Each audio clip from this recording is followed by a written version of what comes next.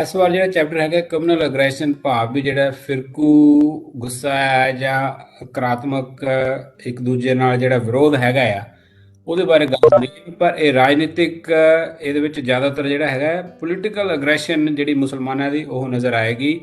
ਭਾਵ ਕਹਿਣ ਦਾ ਵੀ ਕੀ ਉਹਨਾਂ ਦੀਆਂ ਮੰਗਾਂ ਸੀਗੀਆਂ, ਜਾਂ ਪੋਲਿਟਿਕਸ ਦੇ ਵਿੱਚ ਉਹ ਕਿੱਥੇ ਕਿੱਥੇ ਉਹਨਾਂ ਨੇ ਹਸਤਾਖੇਪ ਕੀਤਾ, ਜਾਂ ਕਿੱਥੇ ਕਿੱਥੇ ਟੰਗ ਅੜਾਈ ਹੈ, ਜਾਂ ਕਿੱਥੇ ਕਿੱਥੇ ਆਪਣੀਆਂ ਮੰਗਾਂ ਮਨਾਉਣ ਵਿੱਚ ਜਿਹੜੇ ਹੈਗੇ ਕਾਮਯਾਬ ਹੋ ਗਏ, ਜਾਂ ਕਿੱਥੇ ਉਹਨਾਂ ਨੇ ਆਪਣਾ ਜਿਹੜਾ ਹੈਗਾ ਕਾਂਗਰਸ ਦੇ ਕੰਨ ਮਰੋੜਨ ਦੀ ਕੋਸ਼ਿਸ਼ ਕੀਤੀ ਹੈਗੀ ਆਪਣਾ ਉਲੂ ਸਿੱਧਾ ਕਰਨ ਲਈ। ਤੇ ਇਹਦੇ ਵਿੱਚ ਕਈ ਚੀਜ਼ਾਂ ਰਿਪੀਟ ਵੀ ਹੋਣੀਆਂ ਹੈਗੀਆਂ, ਐਵੇਂ ਕਈ ਡਿਮਾਂਡਸ ਜਿਹੜੀਆਂ ਨੇ ਮੰਗਾਂ ਨਾ ਉਹ ਕਾਫੀ ਰਿਪੀਟ ਹੋਣੀਆਂ, ਕਿਉਂਕਿ ਮੰਗਾਂ ਤਾਂ ਉਹੀ ਆ, ਉਹਦੇ ਵਿੱਚ ਥੋੜਾ ਥੋੜਾ ਐਡ ਹੋਈ ਜਾਂਦੀ ਹੈਗੀ ਆ। ਤੇ ਇਹਨੂੰ ਆਪਾਂ ਹੁਣ ਇੱਥੇ ਸ਼ੁਰੂ ਕਰਦੇ ਆਂ ਵੀ ਪਹਿਲਾ ਜਿਹੜਾ ਆਪਣੇ ਬਾਬਾ ਸਾਹਿਬ ਕੀ ਦੱਸ ਸ਼ੁਰੂ ਕਰਦੇ ਹੈਗੇ ਵੀ ਕਹਿੰਦੇ ਇਹ ਕੋਈ ਵੀ ਸਧਾਰਨ ਇਨਸਾਨ ਵੀ ਜਿਹੜਾ ਨਾ, ਜੇ ਉਹ ਨਜ਼ਰ ਮਾਰੇ ਵੀ ਕੀ ਸਮਾਜ 'ਚ ਹੋ ਰਿਹਾ ਹੈਗਾ ਆ, ਉਹ ਵੀ ਇਹ ਚੀਜ਼ ਨੂੰ ਕੈਚ ਕਰ ਲਏਗਾ। ਉਹਨੂੰ ਵੀ ਪਤਾ ਲੱਗ ਜਾਏਗਾ ਵੀ ਹਿੰਦੂ ਜਿਹੜੇ ਹੈਗੇ ਆ ਉਹਨਾਂ ਦੇ ਵਿੱਚ ਮਨਾਂ ਦੇ ਵਿੱਚ ਜਿਹੜਾ ਮੁਸਲਮਾਨਾਂ ਪ੍ਰਤੀ ਜਿਹੜਾ ਹੈਗਾ ਆ ਫਿਰਕੂ ਗੁੱਸਾ ਜਾਂ ਨਕਾਰਾਤਮਕ ਨੇਚਰ ਜਿਹੜਾ ਹੈਗਾ, ਨਫ਼ਰਤ ਜਿਹੜੀ ਭਾਵਨਾ ਹੈਗੀ ਉਹ ਹੈ। ਇੱਦਾਂ ਹੀ ਮੁਸਲਮਾਨਾਂ ਦੇ ਵਿੱਚ ਵੀ ਹਿੰਦੂਆਂ ਪ੍ਰਤੀ ਉਸੇ ਤਰ੍ਹਾਂ ਦੀ ਭਾਵਨਾ ਹੈਗੀ ਆ। ਪਰ ਅੱਜ ਕੱਲ੍ਹ ਕੀ ਦੇਖਣ ਨੂੰ ਮਿਲ ਰਿਹਾ ਹੈਗਾ ਆ ਵੀ ਇਹ ਜਿਹੜੀ ਇੱਕ ਨਵੀਂ ਤਰ੍ਹਾਂ ਦੀ ਭਾਵਨਾ ਜਿਹੜੀ ਹਿੰਦੂਆਂ ਦੇ ਵਿੱਚ ਜਿਹੜੀ ਆ ਮੁਸਲਮਾਨਾਂ ਦੇ ਪ੍ਰਤੀ ਆਈ ਹੋਈ ਹੈਗੀ ਹੈ, ਇਹਦਾ ਆਪਾਂ ਨੂੰ ਇਹਦੇ ਐਗਜ਼ਾਮਪਲ ਵਿੱਚ ਮਿਲਣਗੇ। ਤੇ ਇਹਦੇ ਨਾਲ ਨਾਲ ਕੀ ਹੈਗਾ, ਕਹਿੰਦੇ ਵੀ ਜਿਹੜੇ ਮੁਸਲਮਾਨਾਂ ਦਾ ਜਿਹੜਾ ਰਵੱਈਆ ਜਾਂ ਨਕਾਰਾਤਮਕ ਜਾਂ ਐਗਰੈਸ਼ਨ ਜਿਹੜਾ ਸੀਗਾ ਹਿੰਦੂਆਂ ਪ੍ਰਤੀ ਸੀਗਾ, ਉਹ ਅੱਜ ਦਾ ਨਹੀਂ ਹੈਗਾ, ਉਹ ਬਹੁਤ ਪੁਰਾਣਾ ਆ, ਔਰ ਉਹਨਾਂ ਦੇ ਇੱਕ ਨੇਚਰ ਵਿੱਚ ਉਹ ਰਚ ਚੁੱਕਾ ਹੈਗਾ ਆ। ਤੇ ਇਦਾਂ ਨਹੀਂ ਹੈਗਾ ਵੀ ਜਿਹੜੇ ਹਿੰਦੂ ਹੈਗੇ ਆ ਉਹ ਘੱਟ ਹੈਗੇ ਆ, ਪਰ ਇਹ ਹੈ ਵੀ ਮੁਸਲਮਾਨਾਂ ਤੋਂ ਕਈ ਗੁਣਾ ਅੱਗੇ ਵੱਧ ਚੁੱਕੇ ਆ ਇਹ ਜਿਹੜੀ ਅਗਰੈਸ਼ਨ ਹੈਗਾ, ਕਮਿਊਨਲ ਅਗਰੈਸ਼ਨ ਹੈਗਾ ਇਹਦੇ ਵਿੱਚ। ਤੇ ਪਿਛਲੀ ਵਾਰ ਕਹਿੰਦੇ ਆ ਵੀ ਜਦੋਂ ਆਪਾਂ ਜਿਹੜਾ ਚੈਪਟਰ ਕੀਤਾ ਹੈਗਾ ਉਹਦੇ ਵਿੱਚ ਸੋਸ਼ਲ ਅਗਰੈਸ਼ਨਸ ਗੱਲ ਹੋਈ ਸੀਗੀ ਮੁਸਲਮਾਨਾਂ ਦੀ, ਜਿਹਦੇ ਵਿੱਚ ਜਿਹੜੇ ਦੰਗਿਆਂ ਦੀ ਗੱਲ ਹੋਈ ਸੀ, ਜਿਹੜੇ ਰਾਇਟਸ ਜਿਹੜੇ ਹੋਏ ਸੀਗੇ ਦੰਗਿਆਂ ਦੀ ਸਾਰੀ ਗੱਲ ਡਿਸਕ੍ਰਿਪਸ਼ਨ ਆਈ ਸੀਗੀ। ਇਹਦੇ ਵਿੱਚ ਚੈਪਟਰ ਵਿੱਚ ਆਪਾਂ ਪੋਲੀਟੀਕਲ ਅਗਰੈਸ਼ਨ ਦੀ ਗੱਲ ਕਰਨੀ ਹੈ ਵੀ ਉਹ ਰਾਜਨੀਤਿਕ ਤੌਰ ਤੇ ਕਿੰਨੇ ਕੁ ਹਮਲਾਵਰ ਸੀਗੇ, ਜਾਂ ਰਾਜਨੀਤਿਕ ਤੌਰ ਤੇ ਕਿਸ ਤਰ੍ਹਾਂ ਦੀ ਉਹਨਾਂ ਦੀ ਜਿਹੜੀ ਆ ਭਾਵਨਾ ਸੀ, ਜਾਂ ਕਿਸ ਤਰ੍ਹਾਂ ਦੀ ਉਹਨਾਂ ਦੀ ਅਪਰੋਚ ਸੀਗੀ ਮੁਸਲਮਾਨਾਂ ਦੀ। ਇਹਦੇ ਵਿੱਚ ਜਿਹੜਾ ਹੈਗਾ ਆ ਪੋਲੀਟੀਕਲ ਅਗਰੈਸ਼ਨ ਮੁਸਲਮਾਨਾਂ ਦਾ, ਜੋ ਤਿੰਨ ਚੀਜ਼ਾਂ ਜਿਹੜੀਆਂ ਧਿਆਨ ਦੇਣ ਯੋਗ ਹੈਗੀ ਹੈ। ਪਹਿਲੀ ਇਹ ਹੈਗੀ ਆ ਵੀ ਤੁਸੀਂ ਦੇਖੋਗੇ ਵੀ ਮੁਸਲਮਾਨਾਂ ਦੇ ਜਿਹੜੇ ਰਾਜਨੀਤਿਕ ਮੰਗਾਂ ਹੈ ਨਾ, ਉਹਦੀ ਜਿਹੜੀ ਲਿਸਟ ਹੈ ਬਹੁਤ ਹੀ ਲੰਬੀ ਆ। ਤੇ ਇਹ ਜੇ ਸ਼ੁਰੂ ਕਰਨਾ ਹੋਵੇ ਤਾਂ ਆਪਾਂ 1892 ਤੋਂ ਇਹਨੂੰ ਸ਼ੁਰੂ ਕਰ ਸਕਦੇ ਹੈਗੇ ਆ। ਇਹ ਕਿਉਂ? ਇਹਦੇ ਵਿੱਚ ਬੈਕਗਰਾਉਂਡ ਜੇ ਵਾਪਸ ਜਾਂਦੇ ਆ ਵੀ ਕਾਂਗਰਸ ਜਿਹੜੀ 1885 'ਚ ਬਣੀ ਆ। ਕਾਂਗਰਸ ਦੇ ਬਣਨ ਦੇ ਪਿੱਛੇ ਵੀ ਜਿਸ ਤਰ੍ਹਾਂ ਆਪਾਂ ਪਿਛਲੀ ਵਾਰ ਪਹਿਲਾਂ ਵੀ ਪੜ੍ਹ ਚੁੱਕੇ ਹੈਗੇ ਆ ਕਿਉਂ ਕਾਂਗਰਸ ਬਣੀ, ਸਾਰੇ ਸਾਥੀਆਂ ਨੂੰ ਤਕਰੀਬਨ ਪਤਾ ਹੀ ਹੈ। ਉਹਦੇ ਵਿੱਚ ਹਰੇਕ ਹੀ ਤਬਕਾ ਸੀਗਾ ਭਾਰਤ ਦਾ ਉਸ ਟਾਈਮ ਦਾ, ਉਹਦੇ ਵਿੱਚ ਜ਼ਿਆਦਾਤਰ ਪੜ੍ਹੇ ਲਿਖੇ ਸੀਗੇ, ਹਿੰਦੂਆਂ 'ਚ ਜ਼ਿਆਦਾਤਰ ਬਾਹਮਣ ਸੀਗੇ ਔਰ ਜ਼ਿਆਦਾਤਰ ਵਕੀਲ ਸੀਗੇ। ਇੱਦਾਂ ਮੁਸਲਮਾਨ ਵੀ ਸੀਗੇ ਉਹਦੇ ਵਿੱਚ ਕਾਫੀ, ਔਰ ਜ਼ਿਆਦਾਤਰ ਉਹ ਪੜ੍ਹੇ ਲਿਖੇ ਸੀ, ਜ਼ਿਆਦਾਤਰ ਉਹ ਵਕੀਲ ਸੀਗੇ। ਪਾਰਸੀ ਵੀ ਸੀਗੇ, ਅੰਗਰੇਜ਼ ਵੀ ਸੀਗੇ, ਜਾਂ ਐਨੀ ਬੇਸੰਤ ਹੋ ਗਈ, ਅਤੇ ਜਾਂ ਜਿਹੜਾ ਇਹ ਹਿਊਮ ਹੋ ਗਿਆ। ਇੱਦਾਂ ਇਹਨਾਂ ਦਾ ਕਾਫੀ ਜਿਹੜਾ ਪੜ੍ਹਿਆ ਲਿਖਿਆ ਦਾ ਇਹ ਜਿਹੜਾ ਗੁੱਟ ਜਿਹਾ ਬਣਿਆ ਸੀਗਾ, ਇਹਨਾਂ ਦੇ ਵਿੱਚ ਮੁਸਲਮਾਨ ਵੀ ਸੀਗੇ। ਔਰ ਕਾਂਗਰਸ ਜਦੋਂ ਆਈ ਸੀਗੀ ਇਹਨਾਂ ਦੀ ਮੰਗ ਸੀਗੀ ਵੀ ਜਿਹੜੀ ਹੈ ਗੁੱਡ ਗਵਰਨਮੈਂਟ ਦਾ ਕੰਸੈਪਟ ਲਿਆਂਦਾ ਸੀਗਾ ਵੀ ਜਿਹੜੀ ਸਾਡੀ ਮੰਗ ਹੈ ਚੰਗੀ ਸਰਕਾਰ ਹੋਵੇ, ਨਾ ਕਿ ਸਾਡੀ ਸਵੈ ਸਰਕਾਰ ਹੋਵੇ। ਤੇ ਇਹ ਜਿਹੜਾ ਸਾਰੇ ਦਾ ਸਾਰਾ ਪਿੱਛੇ ਇਹ ਜਿਹੜੀਆਂ ਮੰਗਾਂ ਸ਼ੁਰੂ ਹੁੰਦੀਆਂ ਹੈਗੀਆਂ ਆ, ਜੇ ਆਪਾਂ ਬੈਕਗਰਾਉਂਡ ਦੇਖੀਏ ਵੀ 1858 ਦੇ ਵਿੱਚ ਜਦੋਂ ਜਿਹੜੀ ਹੈ ਵਿਦਰੋਹ ਹੋਇਆ, ਉਸ ਤੋਂ ਬਾਅਦ ਜਿਹੜਾ ਗਵਰਨਮੈਂਟ ਆਫ ਇੰਡੀਆ ਐਕਟ 1858 ਆਉਂਦਾ ਹੈਗਾ, ਉਹਦੇ ਨਾਲ ਜਿਹੜਾ ਹੈਗਾ ਸਾਰਾ ਰਾਜ ਕਰਾਊਨ ਦੇ ਹੇਠਾਂ ਆ ਜਾਂਦਾ ਹੈਗਾ ਆ। ਤੇ ਉਸ ਤੋਂ ਬਾਅਦ 2-3 ਸਾਲਾਂ ਬਾਅਦ ਕੀ ਹੁੰਦਾ, 1861 ਦੇ ਵਿੱਚ ਉਹ ਇੰਡੀਅਨ ਕੌਂਸਲ ਐਕਟ ਪਾਸ ਕਰਦੇ ਆ ਵੀ ਜੋ ਵੀ ਤਬਦੀਲੀਆਂ ਉਹਨਾਂ ਨੇ ਕੀਤੀਆਂ ਹੈਗੀਆਂ ਆ ਉਹ ਹੌਲੀ ਹੌਲੀ ਸੰਸ਼ੋਧਨ ਹੁੰਦਾ ਤਾਂ ਕਿ ਜਿਹੜੇ ਹੈਗੇ ਆ 1861 ਤੋਂ ਬਾਅਦ 1885 ਕਾਂਗਰਸ ਵੀ ਆ ਗਈ, ਇਹਦਾ ਵੀ ਪ੍ਰੈਸ਼ਰ ਪੈ ਗਿਆ ਬ੍ਰਿਟਿਸ਼ਰਸ ਨੂੰ। ਤੇ ਉਹਦੇ ਵਿੱਚ ਕੀ 1892 ਦੇ ਵਿੱਚ ਇਹਨਾਂ ਨੇ ਫਿਰ ਜਿਹੜਾ ਹੈਗਾ ਆ ਤਾਂ ਕਿ ਸਾਰਿਆਂ ਨੂੰ ਕਹਿੰਦੇ ਵੀ ਸ਼ਾਂਤ ਰੱਖਿਆ ਜਾਵੇ ਜਾਂ ਕੰਟਰੋਲ 'ਚ ਰੱਖਿਆ ਜਾਵੇ, ਇੱਕ ਸਿਧਾਂਤ ਲਿਆਂਦਾ ਜਿਹਨੂੰ ਕਹਿੰਦੇ ਪੋਪੂਲਰ ਗਵਰਨਮੈਂਟ। ਭਾਵ ਵੀ ਪਹਿਲਾਂ ਜਿਹੜੀ ਗਵਰਨਮੈਂਟ ਹੁੰਦੀ ਸੀ ਉਹਦੇ ਵਿੱਚ ਇੰਡੀਅਨਸ ਨਹੀਂ ਹੁੰਦੇ ਸੀਗੇ, ਪੋਪੂਲਰ ਗਵਰਨਮੈਂਟ ਵੀ ਲੋਕਾਂ ਦੀ ਗਵਰਨਮੈਂਟ ਇਨ ਸਿੰਪਲ ਪੰਜਾਬੀ। ਤੇ ਇਹਦੇ ਵਿੱਚ ਸੀਗਾ ਵੀ ਇਹ ਹੁਣ ਜਿਹੜੀ ਗਵਰਨਮੈਂਟ ਬਣੇਗੀ ਇਹਦੇ ਵਿੱਚ ਨਾ ਜਿਹੜੇ ਭਾਰਤ ਦੇ ਲੋਕ ਹੈਗੇ ਇਹਨਾਂ ਨੂੰ ਵੀ ਅਸੀਂ ਲਵਾਂਗੇ, ਇਹ ਇੱਕ ਸਿਧਾਂਤ ਲਿਆਂਦਾ। ਇਹ ਸਿਧਾਂਤ ਇਲੈਕਸ਼ਨ ਦਾ ਨਹੀਂ ਲਿਆਂਦਾ ਵੀ ਇਲੈਕਟ ਕਰਕੇ ਲਿਆਵਾਂਗੇ, ਉਹਨਾਂ ਨੂੰ ਉਹ ਨੋਮੀਨੇਟ ਕਰਕੇ ਲਿਆਵਾਂਗੇ ਜਿਹੜੇ ਕਿ ਲੋਕਲ ਲੈਵਲ 'ਤੇ ਜਿੱਦਾਂ ਯੂਨੀਵਰਸਿਟੀ 'ਚੋਂ ਕੁਛ ਚੁਣ ਲਏ, ਜਾਂ ਡਿਸਟ੍ਰਿਕਟ ਜਿਹੜੇ ਬੋਰਡ ਹੈਗੇ ਆ ਜਾਂ ਮਿਊਨਿਸਪਲ ਕਾਰਪੋਰੇਸ਼ਨ ਹੈਗੇ, ਉਹਨਾਂ ਤੋਂ ਜਿਹੜੇ ਚੁਣ ਕੇ ਜਾਊਗੇ ਉਹਨਾਂ ਨੂੰ ਅੱਗੇ ਨਾਮਜ਼ਦ ਕੀਤਾ ਜਾਊਗਾ ਗਵਰਨਮੈਂਟ ਦੇ ਅਦਾਰਿਆਂ ਦੇ ਵਿੱਚ। ਤੇ ਇਸੇ ਟਾਈਮ 1892 ਦੇ ਵਿੱਚ ਪਹਿਲੀ ਵਾਰ ਜਿਹੜਾ ਹੈਗਾ ਹੈ ਮੁਸਲਮਾਨਾਂ ਲਈ ਵੱਖਰੀ ਪ੍ਰਤੀਨਿਧਤਾ ਦੀ ਗੱਲ ਛਿੜੀ ਸੀਗੀ। ਔਰ ਇਹ ਕਿੱਦਾਂ ਛਿੜੀ ਹੈਗੀ ਆ, ਇਹ ਬੜਾ ਹੀ ਕਹਿੰਦੇ ਵੀ ਇੱਕ ਮਿਸਟਰੀ ਜਿਹਾ, ਦੂਜਾ ਮਿਸਟਰੀ ਦੇ ਵਿੱਚ ਹੀ ਰਹਿ ਗਿਆ ਵੀ ਕਿਸੇ ਨੂੰ ਚੋਰੀ ਚੋਰੀ ਇਹ ਜਿਹੜੀ ਹੈ ਕਨਸੈਪਟ ਜਿਹਾ ਲਿਆਂਦਾ ਗਿਆ ਹੈਗਾ ਇਹ। ਪਰ ਇਹ ਕਨਸੈਪਟ ਹੀ ਆਇਆ ਸੀਗਾ, ਪਰ ਇਹਨੂੰ ਉਹਨਾਂ ਨੇ ਕਾਗਜ਼ੀ ਜਾਂ ਕਹਿ ਸਕਦੇ ਕਾਨੂੰਨੀ ਰੂਪ ਨਹੀਂ ਦਿੱਤਾ ਸੀਗਾ 1892 ਐਕਟ ਦੇ ਵਿੱਚ। ਪਰ ਇਹ ਸਿਧਾਂਤ ਜਿਹੜਾ ਹੈਗਾ ਆ ਲੋਕਾਂ ਦੇ ਸਾਹਮਣੇ ਪੇਸ਼ ਕਰ ਦਿੱਤਾ ਸੀਗਾ ਵੀ ਮੁਸਲਮਾਨਾਂ ਨੂੰ ਜਿਹੜਾ ਹੈਗਾ ਆ ਵੱਖਰਾ ਪ੍ਰਤੀਨਿਧਤਾ ਹੋਣੀ ਚਾਹੀਦੀ ਹੈ ਮੁਸਲਮਾਨਾਂ ਦੀ। ਪਹਿਲੀ ਵਾਰ ਇਹ 1892 ਦੇ ਵਿੱਚ ਇਹ ਗੱਲ ਛਿੜੀ ਸੀਗੀ। ਤੇ ਇਹ ਹੁਣ ਲਿਆਂਦੀ ਕਿਹਨੇ, ਅਗਲਾ ਸਵਾਲ ਆਉਂਦਾ ਵੀ ਹੂ ਇੰਟਰੋਡਿਊਸ, ਇਹ ਵੀ ਜਿਹੜਾ ਵੱਖਰੀ ਪ੍ਰਤੀਨਿਧਤਾ ਹੋਣੀ ਚਾਹੀਦੀ ਮੁਸਲਮਾਨਾਂ ਦੀ, ਇਹ ਕਿਹਨੇ ਲਿਆਂਦਾ? ਇਹ ਮੁਸਲਮਾਨਾਂ ਨੇ ਆਪ ਨਹੀਂ ਲਿਆਂਦਾ ਹੈਗਾ ਇਹ ਵੀ ਮੁਸਲਮਾਨ ਚਾਹੁੰਦੇ ਸੀਗੇ, ਨਹੀਂ। ਇਹ ਉਸ ਟਾਈਮ ਦਾ ਜਿਹੜਾ ਵਾਇਸਰਾਏ ਸੀਗਾ ਲਾਰਡ ਡਫਰਿਨ, 1888 ਦੇ ਵਿੱਚ ਇਹ ਲੈਜਿਸਲੇਟਿਵ ਕਾਉਂਸਲ ਦੇ ਵਿੱਚ ਪ੍ਰਪੋਜ਼ ਕਰਦਾ ਆ ਵੀ ਕਹਿੰਦੇ ਆ ਵੀ ਜਿਹੜੀ ਪ੍ਰਤੀਨਿਧਤਾ ਹੋਣੀ ਚਾਹੀਦੀ ਆ ਉਹ ਲੋਕਾਂ ਦੇ ਹਿੱਤਾਂ ਦੇ ਹਿਸਾਬ ਨਾਲ ਹੋਣੀ ਚਾਹੀਦੀ ਆ, ਵੀ ਜਾਂ ਸਮਾਜ ਦੇ ਜਿਹੜੇ ਅੰਗ ਹੈਗੇ ਆ ਜਾਂ ਜਿਹੜੇ ਸਮਾਜ ਹੈਗੇ ਉਹਨਾਂ ਦੇ ਹਿੱਤਾਂ ਦੀ ਜਿਹੜੀ ਹੈਗੀ ਆ ਮੰਗ ਜਿਹੜੀ ਹੈਗੀ ਆ, ਭਾਵ ਵੀ ਅਲੱਗ-ਅਲੱਗ ਸਮਾਜ ਚੋਂ ਲੋਕ ਆਉਣੇ ਚਾਹੀਦੇ ਆ, ਉਹਦੇ ਹਿਸਾਬ ਨਾਲ ਪ੍ਰਤੀਨਿਧਤਾ ਹੋਣੀ ਚਾਹੀਦੀ ਹੈਗੀ ਆ ਬਈ। ਔਰ ਇਹ ਜਿਹੜੀ ਚੀਜ਼ ਇੱਦਾਂ ਦੀ ਵਿਵਸਥਾ ਇੰਗਲੈਂਡ ਵਿੱਚ ਨਹੀਂ ਸੀਗੀ। ਹੁਣ ਸਵਾਲ ਇਹ ਉੱਠਦਾ ਵੀ ਉਹਨੇ ਲਿਆਂਦਾ ਕਿਵੇਂ ਇੱਦਾਂ ਦਾ, ਡਫਰਿਨ ਨੇ, ਲਾਰਡ ਡਫਰਿਨ ਨੇ ਇੱਦਾਂ ਦੀ ਚੀਜ਼ ਕਿਉਂ ਲਿਆਂਦੀ ਹੈਗੀ ਆ। ਮੇਨ ਆਈਡੀਆ ਇਹ ਸੀਗਾ 1892 'ਚ ਲਿਆਉਂਦਾ। 1885 ਦੇ ਵਿੱਚ ਕੀ ਜਦੋਂ ਆਪਾਂ ਕਾਂਗਰਸ ਬਣਦੀ ਹੈ, ਲੋਕੀ ਜਿਹੜੇ ਕਾਂਗਰਸ ਨੂੰ ਬੜੇ ਖਿੱਚੇ ਜਾਂਦੇ ਹੈਗੇ, ਜਿਹੜੇ ਮਿਡਲ ਕਲਾਸ ਉਸ ਟਾਈਮ ਸੀਗੀ ਜਾਂ ਐਜੂਕੇਟਿਡ ਸੀਗਾ, ਪੜ੍ਹਿਆ ਲਿਖਿਆ ਤਬਕਾ, ਉਹ ਸਾਰਾ ਹੀ ਉਹਦੇ ਵੱਲ ਕਾਂਗਰਸ ਵੱਲ ਆਕਰਸ਼ਿਤ ਹੋ ਰਿਹਾ ਸੀਗਾ। ਚਾਹੇ ਪੜ੍ਹੇ ਲਿਖੇ ਮੁਸਲਮਾਨ ਹੈਗੇ ਆ ਜਾਂ ਪੜ੍ਹੇ ਲਿਖੇ ਬਾਹਮਣ ਬਾਣੀ ਖੱਤਰੀ ਹੈਗੇ ਆ, ਤੇ ਜਾਂ ਫਿਰ ਪਾਰਸੀ ਵਗੈਰਾ ਹੈਗੇ, ਉਹ ਸਾਰੇ ਹੀ ਕਾਂਗਰਸ ਵੱਲ ਨੂੰ ਖਿੱਚੇ ਜਾ ਰਹੇ ਸੀਗੇ। ਤੇ ਕਿਉਂਕਿ ਮੁਸਲਮਾਨ ਵੀ ਇੱਕ ਵੱਡਾ ਚੰਕ ਸੀਗਾ, ਸਭ ਤੋਂ ਵੱਡੀ ਮਾਈਨੋਰਿਟੀ ਜਿਹੜੀ ਉਸ ਟਾਈਮ ਮੁਸਲਮਾਨ ਸੀਗੇ। ਔਰ ਇਹ ਜਿਹੜਾ ਆਈਡੀਆ ਹੈ ਡਫਰਿਨ ਦਾ, ਤਾਂ ਕਿ ਮੁਸਲਮਾਨਾਂ ਨੂੰ ਕਾਂਗਰਸ ਤੋਂ ਥੋੜਾ ਦੂਰ ਰੱਖਿਆ ਜਾਵੇ, ਇਹ ਜਿਹੜਾ ਆਈਡੀਆ ਸੀਗਾ, ਇਸੇ ਕਰਕੇ ਇਹਨਾਂ ਨੇ ਜਿਹੜਾ ਹੈਗਾ ਵੱਖਰਾ ਪ੍ਰਤੀਨਿਧਤਾ ਦਾ ਜਿਹੜਾ ਸਿਧਾਂਤ ਹੈ ਲਿਆਂਦਾ 1892 ਦੇ ਵਿੱਚ। ਕਿਉਂਕਿ 1885 ਤੋਂ 92 ਦੇ ਵਿੱਚ ਕਾਫੀ ਇਹਨਾਂ ਦਾ ਖਿਚਾਵ ਜਿਹੜਾ ਹੋ ਗਿਆ ਸੀਗਾ, ਤੇ ਇਹਨਾਂ ਨੂੰ ਵੀ ਨਜ਼ਰ ਆਉਣ ਲੱਗ ਪਿਆ ਸੀਗਾ ਵੀ ਲਾਰਡ ਡਫਰਿਨ ਨੂੰ, ਵਾਇਸਰਾਏ ਨੂੰ ਵੀ ਅੱਗੇ ਜਾ ਕੇ ਕਿਤੇ ਕੰਮ ਖਰਾਬ ਨਾ ਹੋਵੇ। ਤੇ ਫਿਰ ਕੀ ਹੋਇਆ 1909 ਦੇ ਵਿੱਚ, ਕੀ ਹੋਇਆ, ਮੁਸਲਮਾਨਾਂ ਦੀ ਡਿਮਾਂਡ ਦੀ ਗੱਲ ਆ ਰਹੀ ਹੈਗੀ ਆ।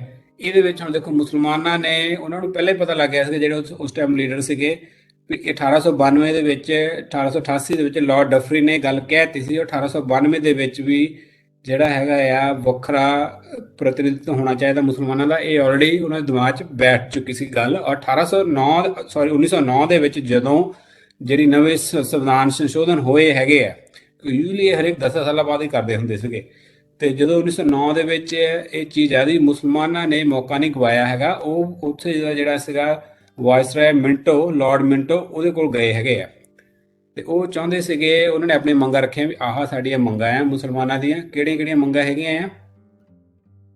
ਪਹਿਲੀ ਮੰਗ ਹੈਗੀ ਆ ਵੀ ਜਿਹੜੀ ਕਮਿਊਨਲ ਰਿਪਰੈਜ਼ੈਂਟੇਸ਼ਨ ਹੈਗੀ ਆ, ਸਾਡੀ ਜਿਹੜੀ ਫਿਰਕੂ ਪ੍ਰਤੀਨਿਧਤਾ ਹੈਗੀ ਆ, ਉਹ ਪੋਪੂਲੇਸ਼ਨ ਦੇ ਹਿਸਾਬ ਨਾਲ ਹੋਣੀ ਚਾਹੀਦੀ, ਜਿੰਨੀ ਸਾਡੀ ਪੋਪੂਲੇਸ਼ਨ ਗਿਣਤੀ ਹੈ ਉਹਦੇ ਹਿਸਾਬ ਨਾਲ ਹੋਣੀ ਚਾਹੀਦੀ ਹੈ। ਦੂਜਾ ਜਿਹੜਾ ਸਾਡਾ ਸਮਾਜਿਕ ਰੁਤਬਾ ਹੈਗਾ ਮੁਸਲਮਾਨਾਂ ਦਾ, ਉਹਦੇ ਹਿਸਾਬ ਨਾਲ ਹੋਣੀ ਚਾਹੀਦੀ ਹੈਗੀ ਆ। ਔਰ ਕਿਸ ਵਿੱਚ ਹੋਣੀ ਚਾਹੀਦੀ ਹੈ? ਡਿਸਟ੍ਰਿਕਟ ਬੋਰਡ ਵਿੱਚ ਤੇ ਮਿਊਨਿਸਪਲ ਬੋਰਡ ਵਿੱਚ। ਇਸ ਤਰ੍ਹਾਂ ਜਿਹੜੀ ਸਾਡੀ ਰਿਪਰੈਜ਼ੈਂਟੇਸ਼ਨ ਪੋਪੂਲੇਸ਼ਨ ਦੇ ਹਿਸਾਬ ਨਾਲ ਤੇ ਸਮਾਜਿਕ ਰੁਤਬੇ ਦੇ ਹਿਸਾਬ ਨਾਲ ਹੋਣੀ ਚਾਹੀਦੀ ਹੈਗੀ ਹੈ। ਪਹਿਲੀ ਮੰਗ ਇਹ ਸੀਗੀ। ਦੂਸਰੀ ਮੰਗ ਸੀਗੀ ਵੀ ਕਹਿੰਦੇ ਵੀ ਜਿਹੜੇ ਯੂਨੀਵਰਸਿਟੀ ਦੇ ਵਿੱਚ ਮੇਨ ਗਵਰਨਿੰਗ ਬਾਡੀਜ਼ ਹੁੰਦੀਆਂ ਹੈਗੀਆਂ ਆ, ਜਾਂ ਬੋਰਡ ਆਫ ਡਾਇਰੈਕਟਰ, ਜਾਂ ਕੋਈ ਬੋਰਡ ਆਫ ਡਾਇਰੈਕਟਰ ਜਦੋਂ ਕੰਪਨੀ 'ਚ ਹੁੰਦਾ, ਗਵਰਨਿੰਗ ਬਾਡੀਜ਼ ਜਿਹੜੀਆਂ ਹੁੰਦੀਆਂ ਹੈਗੀਆਂ ਇਹਨਾਂ ਦੀਆਂ, ਤੇ ਉਹਦੇ ਵਿੱਚ ਵੀ ਕਹਿੰਦੇ ਮੁਸਲਮਾਨਾਂ ਦੀ ਜਿਹੜੀ ਨੁਮਾਇੰਦਗੀ ਹੋਣੀ ਜ਼ਰੂਰੀ ਹੈਗੀ ਹੈ। ਇਹ ਦੂਸਰੀ ਮੰਗ ਹੈ। ਤੀਸਰੀ ਮੰਗ ਸੀਗੀ ਉਹਨਾਂ ਦੀ ਸੂਬੇ ਪੱਧਰ ਤੇ, ਪ੍ਰੋਵਿੰਸ ਪੱਧਰ ਤੇ, ਉੱਥੇ ਵੀ ਚਾਹੁੰਦੇ ਸੀਗੇ ਵੀ ਸਾਡੀ ਜਿਹੜੀ ਫਿਰਕੂ ਪ੍ਰਤੀਨਿਧਤਾ ਜਿਹੜੀ ਹੈਗੀ ਆ ਉਹ ਹੋਣੀ ਚਾਹੀਦੀ ਹੈਗੀ ਹੈ। ਕਿੱਦਾਂ? ਸਪੈਸ਼ਲ ਇਲੈਕਟੋਰੇਟ ਦੇ ਥਰੂ। ਤੇ ਚੌਥੀ ਮੰਗ ਜਿਹੜੀ ਸੀਗੀ, ਮੁਸਲਮਾਨ ਕੀ ਕਹਿੰਦੇ ਸੀਗੇ, ਕਹਿੰਦੇ ਵੀ ਸਾਨੂੰ ਜਿਹੜੀ ਹੈਗੀ ਸਾਡੀ ਪ੍ਰਤੀਨਿਧਤਾ ਇੰਪੀਰੀਅਲ ਲੈਜਿਸਲੇਟਿਵ ਕਾਉਂਸਲ, ਵੀ ਭਾਵ ਉੱਥੇ ਦੀ ਉਸ ਟਾਈਮ ਦੀ ਜਿਹੜੀ ਪਾਰਲੀਮੈਂਟ ਆ ਉੱਥੇ ਵੀ ਸਾਡੀ ਜਿਹੜੀ ਆ ਰਿਪਰੈਜ਼ੈਂਟੇਸ਼ਨ ਹੋਣੀ ਚਾਹੀਦੀ ਆ। ਇੰਨੀ ਕੁ ਹੋਵੇ ਘੱਟੋ ਘੱਟ, ਉਹ ਜਿਹੜੀ ਹੈਗੀ ਆ ਅਸਰਦਾਰ ਹੋਵੇ। ਠੀਕ ਹੈ ਜੀ। ਔਰ ਉਸ ਤੋਂ ਅੱਗੇ ਆਉਂਦੇ ਆ ਵੀ ਬਾਬਾ ਸਾਹਿਬ ਕਹਿੰਦੇ ਆ ਵੀ ਇਹ ਜਿਹੜੀਆਂ ਡਿਮਾਂਡ ਸੀਗੀਆਂ ਨਾ, ਇਹ ਸਾਰੀਆਂ ਹੀ ਮੰਨ ਲਈਆਂ ਗਈਆਂ। ਔਰ ਇਹਨੂੰ ਐਕਟ ਜਿਹੜਾ ਗਵਰਨਮੈਂਟ ਆਫ ਐਕਟ ਆ 1909 ਦਾ ਬਣਿਆ ਹੈਗਾ ਆ, ਇੰਡੀਅਨ ਕੌਂਸਲ ਐਕਟ 1909 ਉਹਦੇ ਵਿੱਚ ਇਹ ਮੰਨ ਲਈ ਗਈਆਂ, ਜਿਹਦੇ ਵਿੱਚ ਲਿਖਿਆ ਸੀਗਾ ਵੀ ਮੁਸਲਮਾਨਾਂ ਨੂੰ ਕੀ ਆ, ਆਪਣੀ ਜਿਹੜਾ ਹੈਗਾ ਆ ਪ੍ਰਤੀਨਿਧੀ ਚੁਣਨ ਦਾ ਅਧਿਕਾਰ ਆ, ਔਰ ਇਹ ਸੈਪਰੇਟ ਇਲੈਕਟੋਰੇਟ ਦੇ ਥਰੂ ਹੋਊਗਾ, ਵੱਖਰਾ ਚੋਣ ਖੇਤਰ ਦੇ ਥਰੂ ਹੋਊਗਾ। ਤੇ ਇਹ ਜਿਹੜਾ ਹੈਗਾ ਆ ਇੱਥੋਂ ਤੱਕ ਇਹ ਇੱਕ ਦੂਸਰਾ, ਇਹਨਾਂ ਨੂੰ ਜਨਰਲ ਇਲੈਕਟੋਰੇਟ ਜਾਂ ਜਨਰਲ ਇਲੈਕਸ਼ਨ ਦੇ ਵਿੱਚ ਵੀ ਵੋਟ ਪਾਉਣ ਦਾ ਹੱਕ ਹੋਵੇਗਾ। ਚੌਥਾ ਜਿਹੜੀ ਹੈਗੀ ਹੈ ਨੁਮਾਇੰਦਗੀ, ਉਹਦੇ ਵਿੱਚ ਇਹਨਾਂ ਨੂੰ ਹੱਕ ਹੋਵੇਗਾ ਵੀ ਵੇਟੇਜ ਦੇ ਹਿਸਾਬ ਨਾਲ। ਇੱਕ ਤਾਂ ਆਪਾਂ ਜਿੱਦਾਂ ਕਹਿੰਦੇ ਆ ਵੀ ਪੋਪੂਲੇਸ਼ਨ ਦੇ ਹਿਸਾਬ ਨਾਲ, ਵੀ ਜਿੱਦਾਂ ਸਾਡੇ 10% ਪੋਪੂਲੇਸ਼ਨ ਹੈ 10% ਸੀਟਾਂ ਦੇ ਦਿਓ। ਵੇਟੇਜ ਦੇ ਵਿੱਚ ਇਦਾਂ ਨਹੀਂ ਹੁੰਦਾ ਹੈਗਾ। ਵੇਟੇਜ ਦੇ ਵਿੱਚ ਉਹ ਦੇਖਦੇ ਆ ਵੀ ਸਾਡੀ ਜਿਹੜੀ ਆ ਮੰਗਾਂ, ਜੇ ਮੁਸਲਮਾਨਾਂ ਦੀ ਮੰਨ ਲਓ 30% ਰਿਪਰੈਜ਼ੈਂਟੇਸ਼ਨ ਹੈਗੀ ਆ, ਪੋਪੂਲੇਸ਼ਨ ਹੈਗੀ ਆ, ਤੇ ਉਹਦੇ ਪੋਪੂਲੇਸ਼ਨ ਦੇ ਹਿਸਾਬ ਨਾਲ ਮੰਗ ਲੈਣਗੇ 30 ਸੀਟਾਂ ਦੇ ਦਿਓ ਸਾਨੂੰ ਦੇ ਵਿੱਚੋਂ। ਵੇਟੇਜ ਦੇ ਵਿੱਚ ਕੀ ਕਹਿਣਗੇ, ਕਹਿੰਦੇ ਵੀ ਸਾਨੂੰ 50 ਸੀਟਾਂ ਦਿਓ 100 ਦੇ ਵਿੱਚੋਂ, ਤਾਂ ਕਿ ਜਿਹੜਾ ਸਾਡਾ ਜਿਹੜੀ ਸਾਡੀ ਆਵਾਜ਼ ਆ, ਸਾਡੀ ਪੋਜੀਸ਼ਨ ਆ, ਦੂਜੇ ਦੇ ਵਿਰੋਧੀ ਬਰਾਬਰ ਹੋ ਜਾਵੇ, ਇੰਨਾ ਕੁ ਵਜਨ ਦਵੋ ਉਹਨੂੰ। ਤੇ ਉਹਨਾਂ ਨੂੰ ਵੇਟੇਜ ਦਾ ਜਿਹੜਾ ਹੈਗਾ ਆ ਮੌਕਾ ਦਿੱਤਾ ਗਿਆ ਇਹਦੇ ਵਿੱਚ 1909 ਦੇ ਵਿੱਚ ਵੀ। ਤੇ ਇਹ ਜਿਹੜੀਆਂ ਸਾਰੀਆਂ ਮੰਗਾਂ ਸੀਗੀਆਂ ਇੰਡੀਅਨ ਕੌਂਸਲ ਐਕਟ 1909 ਦੇ ਵਿੱਚ ਇਹ ਲਿਖੀਆਂ ਸੀਗੀਆਂ। ਤੇ ਆ ਅੱਗੇ ਦੇਖਿਆ ਜਾਊਗਾ ਵੀ ਜਿਹੜਾ 1900 ਐਕਟ ਜਿਹੜਾ 1909 ਦਾ ਜਿਹੜਾ ਲੈਜਿਸਲੇਟਿਵ ਕਾਉਂਸਲ ਬਣੀ ਸੀਗੀ, ਉਹਦੇ ਅੰਡਰ ਜਿਹੜਾ ਸੀਗਾ ਹਿੰਦੂ ਕਿੰਨੇ ਸੀਗੇ ਤੇ ਮੁਸਲਮਾਨ ਕਿੰਨੇ ਸੀਗੇ, ਇਹਦੇ ਵਿੱਚ ਸਾਰੀ ਰਿਪਰੈਜ਼ੈਂਟੇਸ਼ਨ ਆ ਜਾਂਦੀ ਹੈ। ਵੀ ਆਹ ਤੇ ਦੇਖ ਸਕਦੇ ਮੁਸਲਮਾਨਾਂ ਵਾਲਾ ਜਿਹੜਾ ਖਾਨਾ ਹੈਗਾ ਇੱਥੇ ਇੰਡੀਆ ਦੇ ਵਿੱਚ ਜਿਹੜਾ ਸੀਗਾ ਵੀ ਆਪਣੇ ਪਹਿਲਾਂ ਤਾਂ ਇੱਥੇ ਦੇਖ ਲਓ ਵੀ ਜਿਹੜੇ ਮੈਕਸਿਮਮ ਮੈਂਬਰਸ ਹੈਗੇ ਕਿੰਨੇ ਹੈਗੇ ਆ, ਵੀ 60 ਕਰ ਦਿੱਤੇ ਗਏ ਸੀਗੇ, ਔਰ ਐਡੀਸ਼ਨਲ ਕਿੰਨੇ ਸੀਗੇ ਆਪਣੇ 60 ਇੱਥੇ ਲੈ ਲਓ। ਉਸ ਤੋਂ ਬਾਅਦ ਫਿਰ ਸਿੱਧਾ ਇਲੈਕਟਡ ਮੈਂਬਰ ਲਾਉਣੇ ਆ ਤੇ 5 ਆ ਗਏ, ਠੀਕ ਹੈ ਜੀ। ਤੇ ਇਸ ਤਰ੍ਹਾਂ 5 ਹੈਗੇ ਆ। ਬਾਕੀ ਹਰੇਕ ਸੂਬਿਆਂ ਦੇ ਵਿੱਚ ਇਹਨਾਂ ਨੂੰ ਜਿਹੜੀ ਆ ਆਪਣੇ ਜਿੱਦਾਂ ਉੱਪਰ ਜਿਹੜੇ 4 ਪੁਆਇੰਟ ਹੈਗੇ ਆ ਉਹਦੇ ਹਿਸਾਬ ਨਾਲ ਨੁਮਾਇੰਦਗੀ ਦਿੱਤੀ ਗਈ ਸੀਗੀ, ਸਵਾਏ ਪੰਜਾਬ ਤੇ ਸੈਂਟਰਲ ਪ੍ਰੋਵਿੰਸ ਦੇ ਵਿੱਚ। ਉਹ ਕਿਉਂਕਿ ਪੰਜਾਬ ਦੇ ਵਿੱਚ ਉਹਨਾਂ ਨੂੰ ਸਪੈਸ਼ਲ ਪ੍ਰੋਟੈਕਸ਼ਨ ਦੀ ਲੋੜ ਨਹੀਂ, ਕਿਉਂਕਿ ਉਹਨਾਂ ਦੀ ਮੈਜੋਰਟੀ ਆਲਰੇਡੀ ਉੱਥੇ ਜ਼ਿਆਦਾ ਸੀਗੀ, ਪੋਪੂਲੇਸ਼ਨ ਜ਼ਿਆਦਾ ਸੀਗੀ, ਠੀਕ ਹੈ। ਦੂਸਰਾ ਜਿਹੜਾ ਪੁਆਇੰਟ ਆ, ਸੈਂਟਰਲ ਪ੍ਰੋਵਿੰਸ ਦੇ ਵਿੱਚ ਕਿਉਂ ਨਹੀਂ ਲੈਜਿਸਲੇਟਿਵ ਕਾਉਂਸਲ ਦੇ ਵਿੱਚ ਉਹਨਾਂ ਨੂੰ ਮਿਲਿਆ, ਕਿਉਂਕਿ ਸੈਂਟਰਲ ਪ੍ਰੋਵਿੰਸ ਦੀ ਆਪਣੀ ਸੈਪਰੇਟ ਲੈਜਿਸਲੇਟਿਵ ਕਾਉਂਸਲ ਹੈ ਹੀ ਨਹੀਂ ਸੀਗੀ। ਤੇ ਇਸ ਕਰਕੇ ਇਹਨਾਂ ਦੋਨਾਂ ਪ੍ਰੋਵਿੰਸਾਂ ਨੂੰ ਛੱਡ ਕੇ ਬਾਕੀ ਸਾਰਿਆਂ ਦੇ ਵਿੱਚ ਉਹਨਾਂ ਨੇ ਜਿਹੜੀ ਹੈਗੀ ਆ ਉਹਨਾਂ ਨੂੰ ਜਿਹੜੀ ਰਿਪਰੈਜ਼ੈਂਟੇਸ਼ਨ ਦਿੱਤੀ ਹੈਗੀ ਆ, ਉੱਪਰ ਜਿਹੜੀਆਂ ਉਹਨਾਂ ਨੇ ਸ਼ਰਤਾਂ ਰੱਖੀਆਂ ਸੀਗੀਆਂ। 1919 ਤੱਕ 1909 ਤੱਕ ਇਸ ਤਰ੍ਹਾਂ ਹੋਇਆ। ਫਿਰ 1916 ਦੇ ਵਿੱਚ ਫਿਰ ਮੁਸਲਮਾਨਾਂ ਨੇ ਹੋਰ ਡਿਮਾਂਡ ਕਰਤੀ, ਕਿਉਂਕਿ ਜਦੋਂ ਆਪਾਂ ਨੂੰ ਪਤਾ ਵੀ ਉਸ ਟਾਈਮ ਜਿਹੜਾ ਸੀਗਾ ਲਖਨਊ ਪੈਕਟ, ਇਹ ਸਾਰੀ ਚੀਜ਼ਾਂ ਚੱਲ ਰਹੀਆਂ ਸੀਗੀਆਂ। ਤੇ ਅਕਤੂਬਰ 1916 ਦੀ ਗੱਲ ਹੈਗੀ ਆ ਵੀ ਜਿਹੜੇ ਆਪਣੇ 19 ਮੈਂਬਰ ਇਹਨਾਂ ਦੇ ਹੈਗੇ ਆ ਮੁਸਲਮਾਨਾਂ ਦੇ, ਲਾਰਡ ਵਾਇਸਰਾਏ ਚੈਮਸਫੋਰਡ ਨੂੰ ਮਿਲਣ ਗਏ ਆ ਸੈਂਟਰ ਦੇ ਵਿੱਚ, ਇੰਪੀਰੀਅਲ ਲੈਜਿਸਲੇਟਿਵ ਕਾਉਂਸਲ ਦੇ ਵਿੱਚ ਗਏ ਹੈਗੇ ਆ ਉਹ। ਤੇ ਉਹਨਾਂ ਨੇ ਆਪਣਾ ਮੈਮੋਰੈਂਡਮ ਦਿੱਤਾ ਮੁਸਲਮਾਨਾਂ ਨੇ, ਉਹਦੇ ਵਿੱਚ ਆਪਣੀਆਂ ਡਿਮਾਂਡਾਂ ਰੱਖੀਆਂ ਵੀ ਸਾਡੀ ਅਸੀਂ ਆਪਣੀ ਕਮਿਊਨਿਟੀ ਨੂੰ ਰਿਪਰੈਜ਼ੈਂਟ ਕਰ ਰਹੇ ਹਾਂ, ਸਾਡੀਆਂ ਆਹ ਡਿਮਾਂਡਸ ਹੈ। ਕਿਹੜੀਆਂ ਡਿਮਾਂਡਸ? 3 ਵੱਡੀਆਂ ਡਿਮਾਂਡਸ ਰੱਖੀਆਂ ਉਹਨਾਂ ਨੇ। ਪਹਿਲਾ ਕਹਿੰਦੇ ਆ ਵੀ ਜਿਹੜਾ ਇਹ ਵੱਖਰਾ ਚੋਣ ਖੇਤਰ ਹੈਗਾ ਆ, ਉਹਦੇ ਹਿਸਾਬ ਨਾਲ ਜਿਹੜੀ ਆ ਸਾਡੀ ਵੱਖਰੀ ਪ੍ਰਤੀਨਿਧਤਾ ਹੋਣੀ ਚਾਹੀਦੀ। ਇਹ ਸਿਧਾਂਤ ਪੰਜਾਬ ਤੇ ਵੀ ਲਾਇਆ ਜਾਵੇ ਔਰ ਸੈਂਟਰਲ ਪ੍ਰੋਵਿੰਸ ਤੇ ਵੀ ਲਾਇਆ ਜਾਵੇ। ਇੱਕ ਪਹਿਲੀ ਮੰਗ ਇਹ। ਦੂਸਰੀ ਕਹਿੰਦੇ ਸੀਗੇ ਵੀ ਜਿਹੜੀ ਸਾਡੀ ਸੂਬਾ ਪੱਧਰ ਤੇ ਆ, ਜਾਂ ਜਿਹੜੀ ਸਾਡੀ ਅਤੇ ਸੂਬਾ ਪੱਧਰ ਤੇ ਅਤੇ ਜਿਹੜੀ ਪਾਰਲੀਮੈਂਟ ਪੱਧਰ ਤੇ ਜਾਂ ਸੈਂਟਰਲ ਲੈਵਲ ਤੇ ਇੰਪੀਰੀਅਲ ਲੈਜਿਸਲੇਟਿਵ ਕਾਉਂਸਲ ਦੇ ਵਿੱਚ ਮੁਸਲਮਾਨਾਂ ਦੀ ਜਿਹੜੀ ਪ੍ਰਤੀਨਿਧਤਾ ਆ ਉਹਦਾ ਨੰਬਰ ਫਿਕਸ ਕਰ ਦਿੱਤਾ ਜਾਵੇ। ਤੇ ਤੀਸਰੀ ਜਿਹੜੀ ਮੰਗ ਸੀਗੀ 1916 ਦੇ ਵਿੱਚ ਉਹ ਇਹ ਸੀਗੀ ਵੀ ਜਿਹੜੇ ਵੀ ਸਾਨੂੰ ਆਪਣੇ ਧਾਰਮਿਕ ਇਹਨਾਂ ਦੇ ਰੀਤੀ ਰਿਵਾਜ ਹੈਗੇ ਆ ਜਾਂ ਵਰਤੋਂ ਹੈਗੀ ਆ, ਉਹਦੇ ਵਿੱਚ ਇਹਨਾਂ ਨੂੰ ਪੂਰੇ ਸੇਫਗਾਰਡ ਦਿੱਤੇ ਜਾਣ। ਇਦਾਂ ਦਾ ਜਿਹੜਾ ਹੈਗਾ ਆ ਕੋਈ ਵੀ ਜੇ ਕਾਨੂੰਨ ਬਣਦਾ ਹੈਗਾ ਆ ਮੁਸਲਮਾਨਾਂ ਦੇ ਧਰਮ ਦੇ ਵਿਰੁੱਧ, ਉਹਦੇ ਲਈ ਇਹਨਾਂ ਦੇ ਲਈ ਸੁਰੱਖਿਆ ਦਾ ਪ੍ਰਬੰਧ ਕੀਤਾ ਜਾਣਾ ਚਾਹੀਦਾ ਹੈ। ਇਹ 3 ਮੰਗਾਂ ਇਹਨਾਂ ਨੇ 1916 ਦੇ ਵਿੱਚ ਰੱਖੀਆਂ ਸੀਗੀਆਂ। ਹੁਣ ਇਸੇ ਟਾਈਮ ਆਪਾਂ ਨੂੰ ਪਤਾ ਵੀ ਲਖਨਊ ਪੈਕਟ ਵੀ ਹੋਇਆ ਸੀਗਾ, ਉਹਦੇ ਵਿੱਚ 2 ਜਿਹੜੀਆਂ ਇੰਪੋਰਟੈਂਟ ਗੱਲਾਂ ਹੈਗੀਆਂ, 2 ਇੰਪੋਰਟੈਂਟ ਕਲਾਸ ਬਾਬਾ ਸਾਹਿਬ ਦੇ ਵਿੱਚ ਦੱਸਦੇ ਹੈਗੇ ਆ। ਪਹਿਲਾ ਕਲਾਸ ਹੈਗਾ ਵੀ ਜਿਹੜਾ ਤੁਸੀਂ ਕਾਨੂੰਨ ਬਣਾਉਣ ਦੇ ਨਾਲ, ਦੂਜਾ ਹੈਗਾ ਵੀ ਮੁਸਲਮਾਨਾਂ ਦੀ ਜਿਹੜੀ ਹੈਗੀ ਆ ਅਨੁਪਾਤ ਦੇ ਅਨੁਸਾਰ ਪ੍ਰਤੀਨਿਧਤਾ। ਇਹ 2 ਗੱਲਾਂ ਕਰਦੇ ਹੈਗੇ ਆ। ਜਿਹੜਾ ਤਾਂ ਆਪਣੇ ਕਾਨੂੰਨ ਬਣਾਉਣ ਦੀ ਗੱਲ ਹੈਗੀ ਆ, ਉਹਦੇ ਵਿੱਚ ਲਖਨਊ ਪੈਕਟ ਵਿੱਚ ਕੀ ਦੱਸਿਆ ਹੈਗਾ ਵੀ ਕਹਿੰਦੇ ਕੋਈ ਵੀ ਐਸਾ ਕਾਨੂੰਨ ਜਿਹਦੇ ਵਿੱਚ ਮੁਸਲਮਾਨਾਂ ਦਾ, ਜਿੱਦਾਂ ਕੋਈ ਜਿਹੜੀ ਕਾਉਂਸਲ ਹੈਗੀ ਆ ਪ੍ਰੋਵਿੰਸ਼ੀਅਲ ਜਾਂ ਜਿਹੜੀ ਇੰਪੀਰੀਅਲ ਕਾਉਂਸਲ ਹੈਗੀ ਆ, ਉਹਦੇ ਵਿੱਚ ਜੇ 3/4 ਜਿਹੜਾ ਹੈਗਾ 3 ਆਪਣੇ 75% ਜਿਹੜੇ ਹੈਗੇ ਆ ਮੁਸਲਮਾਨ ਕਮਿਊਨਿਟੀ ਦੇ ਲੋਕ ਜੇ ਬਿੱਲ ਨੂੰ ਅਪੋਜ਼ ਕਰਦੇ ਤਾਂ ਬਿੱਲ ਨਹੀਂ ਪਾਸ ਹੋ ਸਕਦਾ। ਤੇ ਇਹ ਇਹਨਾਂ ਦੀ ਸ਼ਰਤ ਸੀਗੀ ਲਖਨਊ ਪੈਕਟ ਦੇ ਵਿੱਚ। ਦੂਸਰੀ ਸ਼ਰਤ ਸੀਗੀ ਵੀ ਜਿਹੜੇ ਇਹਨਾਂ ਦੀ ਮੁਸਲਮਾਨਾਂ ਦੀ ਪ੍ਰਤੀਨਿਧਤਾ ਹੈਗੀ ਆ ਉਹ ਅਨੁਪਾਤ ਦੇ ਹਿਸਾਬ ਨਾਲ ਹੋਣੀ ਚਾਹੀਦੀ ਹੈਗੀ ਆ। ਉਹ ਕੀ ਕਹਿੰਦੇ ਆ ਬਈ ਇਹਦੇ ਵਿੱਚ ਜਿਹੜਾ ਤਾਂ ਉਸ ਟਾਈਮ ਪਾਰਲੀਮੈਂਟ ਸੀਗੀ, ਇੰਪੀਰੀਅਲ ਲੈਜਿਸਲੇਟਿਵ ਕਾਉਂਸਲ ਸੀਗੀ, ਉਹਦੇ ਵਿੱਚ ਕੀ ਕਹਿੰਦੇ ਆ 1/3 ਜਿਹੜੇ ਮੁਸਲਮਾਨ ਚੁਣ ਕੇ ਜਾਣੇ ਆ, ਉਹ ਸੌਰੀ 1/3 ਜਿਹੜੇ ਮੈਂਬਰ ਪਾਰਲੀਮੈਂਟ ਵਿੱਚ ਉਸ ਟਾਈਮ ਦੀ, ਜਿਹਨੂੰ ਇੰਪੀਰੀਅਲ ਲੈਜਿਸਲੇਟਿਵ ਕਾਉਂਸਲ ਕਹਿੰਦੇ ਆ, ਜਿਹੜੇ ਉਹ 'ਚ ਚੁਣ ਕੇ ਜਾਣੇ ਆ, ਉਹ 'ਚੋਂ 1/3 ਮੁਸਲਮਾਨ ਹੋਣੇ ਚਾਹੀਦੇ ਆ, ਔਰ ਚੁਣ ਕੇ ਵੀ ਉਹ ਸੈਪਰੇਟ ਇਲੈਕਟੋਰੇਟ ਦੇ ਥਰੂ ਜਾਣੇ ਚਾਹੀਦੇ ਆ। ਠੀਕ ਹੈ ਜੀ, ਇਹ ਦੋ ਮੰਗਾਂ ਜਿਹੜੀ ਸੀਗੀਆਂ ਲਖਨਊ ਪੈਕਟ ਦੇ ਵਿੱਚ ਸੀਗੀਆਂ। ਤੇ ਲੈਜਿਸਲੇਟਿਵ ਜਿਹੜੀ ਆਪਣੀ ਆ ਪ੍ਰੋਵਿੰਸ ਦੇ ਲੈਵਲ ਤੇ ਕਾਉਂਸਲ ਸੀਗੀ, ਲੈਜਿਸਲੇਟਿਵ ਕਾਉਂਸਲ, ਜਾਂ ਆਪਾਂ ਕਹਿ ਸਕਦੇ ਹਾਂ ਵੀ ਅੱਜ ਦੀ ਭਾਸ਼ਾ ਦੇ ਵਿੱਚ ਵਿਧਾਨ ਸਭਾ, ਇਹਦੇ ਵਿੱਚ ਮੁਸਲਮਾਨਾਂ ਦੀ ਕਿੱਦਾਂ ਨੁਮਾਇੰਦਗੀ ਸੀਗੀ, ਇਹਦੇ ਵਿੱਚ ਤੁਸੀਂ ਦੇਖ ਸਕਦੇ ਆ ਵੀ ਇਸ ਤਰ੍ਹਾਂ ਦਾ ਜਿਹੜਾ ਪ੍ਰਸਤਾਵ ਰੱਖਿਆ ਸੀਗਾ ਮੁਸਲਮਾਨਾਂ ਨੇ ਵੀ ਪੰਜਾਬ ਵਿੱਚ 50 ਸੀਟਾਂ, ਇਹ ਹੈਗਾ ਵੀ ਪਰਸੈਂਟੇਜ ਜਿਹੜੇ ਹੈਗੇ ਉਹਨਾਂ ਦੇ ਕਿੰਨੇ ਕੁ ਪ੍ਰਤੀਸ਼ਤ ਜਿਹੜੇ ਹੈਗੇ ਆ ਮੈਂਬਰ ਜਾਂਦੇ, ਉਹਨਾਂ ਨੂੰ ਕਿੰਨਾ ਹਿੱਸਾ ਜਿਹੜਾ ਮੁਸਲਮਾਨਾਂ ਦਾ ਹੋਣਾ ਚਾਹੀਦਾ। ਪੰਜਾਬ 'ਚ 50, ਯੂਪੀ 'ਚ 30, ਬੰਗਾਲ 'ਚ 40, ਉੜੀਸਾ 'ਚ 25, ਸੈਂਟਰਲ ਪ੍ਰੋਵਿੰਸ 'ਚ 15, ਮਦਰਾਸ 'ਚ 15 ਤੇ ਬੰਬੇ 'ਚ 33% ਜਿਹੜੇ ਹੈਗੇ ਆ ਬੰਦੇ ਪ੍ਰੋਵਿੰਸ਼ੀਅਲ ਲੈਜਿਸਲੇਚਰ 'ਚ ਵਿਧਾਨ ਸਭਾ ਦੇ ਵਿੱਚ ਇੰਨੇ ਪ੍ਰਤੀਸ਼ਤ ਬੰਦੇ ਜਿਹੜੇ ਹੈਗੇ ਆ ਮੁਸਲਮਾਨ ਹੋਣੇ ਚਾਹੀਦੇ ਹੈਗੇ ਆ। ਤੇ ਦੂਜਾ ਇਹਨਾਂ ਦੇ ਵਿੱਚ ਇਹ ਵੀ ਸੀਗਾ ਵੀ ਉਹ 1916 ਦੀ ਗੱਲ ਹੋ ਰਹੀ ਆ।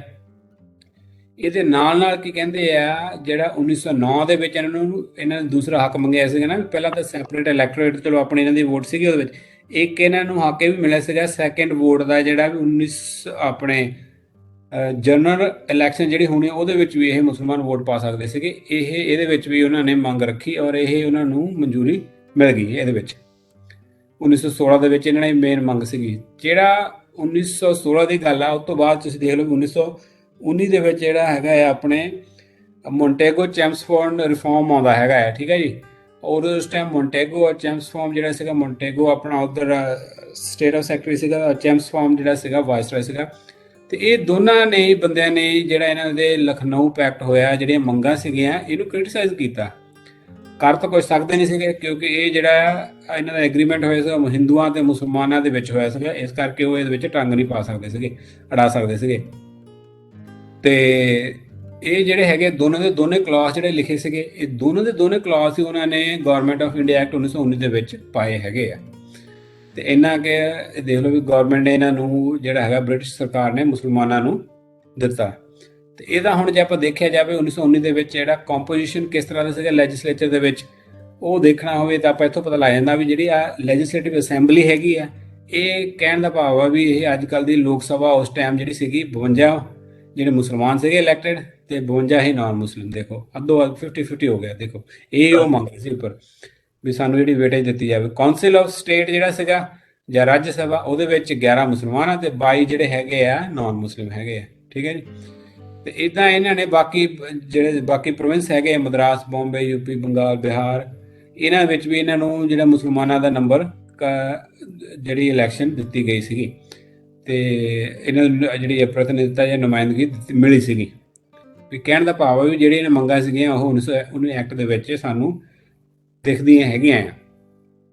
ਤੇ ਹੁਣ ਜੇ ਆਪਾਂ ਦੇਖਾਂਗੇ ਵੀ ਲਖਨਊ ਪੈਕਟ ਦੇ ਵਿੱਚ ਜਿਹੜੀ ਇਹਨਾਂ ਦੀ ਮੰਗਾਂ ਸੀਗੀਆਂ ਕਿਸ ਤਰ੍ਹਾਂ ਸੀਗੀਆਂ, ਉਹਨੂੰ ਦੇਖਣ ਲਈ ਆ ਟੇਬਲ ਬਾਬੂ ਸਾਹਿਬ ਨੇ ਦਿੱਤਾ ਹੈਗਾ। ਇਹਦੇ ਵਿੱਚ ਦੱਸਦੇ ਹੈਗੇ ਆ ਵੀ ਪਾਪੂਲੇਸ਼ਨ ਦੇਖੋ 1921 ਦੇ ਸੈਂਸਸ ਦੇ ਹਿਸਾਬ ਨਾਲ 24% ਜਿਹੜੀ ਪਾਪੂਲੇਸ਼ਨ ਇੰਡੀਆ ਦੀ ਸੀਗੀ ਉਹ ਮੁਸਲਮਾਨ ਸੀਗੀ, ਪਰ ਲਖਨਊ ਪੈਕਟ ਵਿੱਚ ਇਹਨਾਂ ਨੇ ਮੰਗਿਆ ਕੀ ਸੀਗਾ 33.3%, ਵੀ 1/3 ਜਿਹੜਾ ਹੈਗਾ ਆ ਮੁਸਲਮਾਨ ਜਿਹੜੇ ਹੈਗੇ ਆ ਲੈਜਿਸਲੇਟਿਵ ਅਸੈਂਬਲੀ ਦੇ ਵਿੱਚ ਹੋਣੇ ਚਾਹੀਦੇ ਆ, ਜਿਹਦਾ ਉੱਪਰ ਜਿਹੜੀ ਮੰਗ ਸੀਗੀ ਔਰ ਆਪਣੇ ਇਹਦੇ ਵਿੱਚ ਲਖਨਊ ਪੈਕਟ ਦੇ ਵਿੱਚ।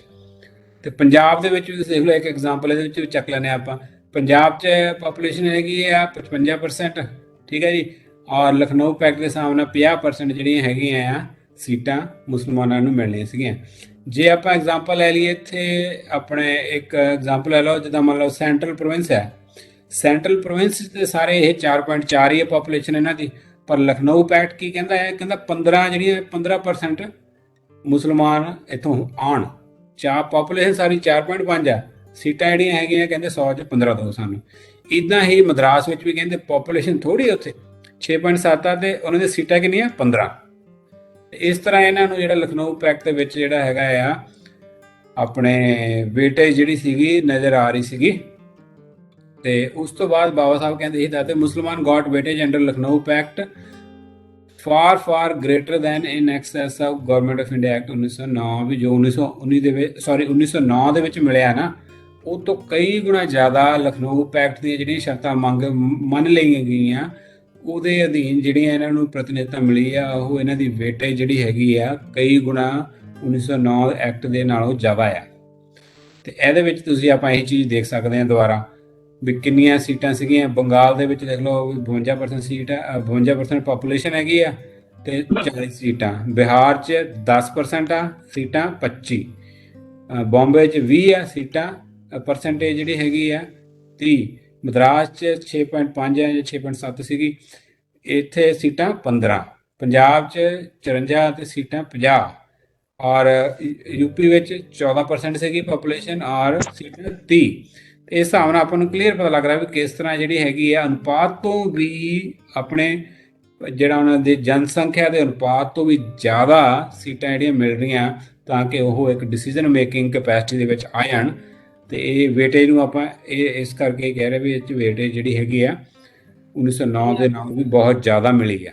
ਤੇ ਹੁਣ 1909 ਤੋਂ ਬਾਅਦ 10 ਸਾਲਾਂ ਬਾਅਦ ਕਨਸਟੀਟਿਊਸ਼ਨ ਜਿਹੜਾ ਹੈਗਾ ਸੀਗਾ ਉਹਦੀ ਜਿਹੜੀ ਆ ਇਵੈਲੂਏਸ਼ਨ ਹੋਣੀ ਸੀਗੀ 1927 ਦੇ ਵਿੱਚ। ਫਿਰ ਸਾਮਨ ਕਮਿਸ਼ਨ ਆਉਂਦਾ ਹੈਗਾ ਆ ਔਰ ਸਾਮਨ ਕਮਿਸ਼ਨ ਵੀ ਦੇਖਦਾ ਹੈਗਾ ਵੀ ਕੀ ਸੰਵਿਧਾਨ ਦੇ ਵਿੱਚ 1919 ਦੇ ਵਿੱਚ ਜਿਹੜਾ ਐਕਟ ਸੀਗਾ ਉਹਦੇ ਵਿੱਚ ਕੀ ਚੀਜ਼ਾਂ ਹੋਈਆਂ, ਕਿਸ ਤਰ੍ਹਾਂ ਚੱਲਿਆ ਹੈਗਾ ਆ, ਵੀ ਕੀ ਉਹਦੀ ਤਬਦੀਲੀ ਕਰਨ ਦੀ ਲੋੜ ਹੈਗੀ ਆ। ਫਿਰ ਜਿਸ ਤਰ੍ਹਾਂ ਆਪਾਂ ਪੜ੍ਹ ਚੁੱਕੇ ਹੈਗੇ ਪਹਿਲਾਂ ਵੀ ਸਾਈਮਨ ਕਮਿਸ਼ਨ ਸਾਰੇ ਇੰਡੀਆ ਵਿੱਚ ਘੁੰਮਿਆ ਤੇ ਉਹਨੇ ਫਿਰ ਦੇਖਿਆ ਵੀ ਸਾਰੀ ਜਿਹੜੀ ਆ ਡਿਮਾਂਡ ਸੀਗੀਆਂ ਜਾਂ ਨੀਡ ਸੀਗੀਆਂ ਜਾਂ ਡੇਟਾ ਸਾਰਾ ਕੁਝ ਇਕੱਠਾ ਕੀਤਾ।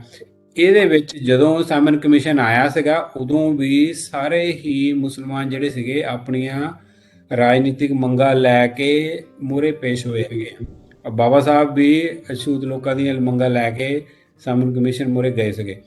ਤੇ ਇਹਦੇ ਵਿੱਚ ਕੀ ਸੀਗਾ ਵੀ ਹਰੇਕ ਉਹ ਬਾਬਾ ਸਾਹਿਬ ਤਾਂ ਅਛੂਤ ਲੋਕਾਂ ਦੇ ਸਿਰਫ ਇਕੱਲੇ ਹੀ ਸੀਗੇ। ਮੁਸਲਮਾਨਾਂ ਦਾ ਪਲੇਟਫਾਰਮ, ਕਿਉਂਕਿ ਮੁਸਲਮਾਨ ਉਸ ਟਾਈਮ ਸਮਾਜਿਕ ਤੌਰ ਤੇ, ਆਰਥਿਕ ਤੌਰ ਤੇ ਔਰ ਰਾਜਨੀਤਿਕ ਤੌਰ ਤੇ ਔਰ ਵਿਦਿਆ ਦੇ ਤੌਰ ਤੇ ਕਾਫੀ ਜਾਗਰੂਕ ਸੀਗੇ।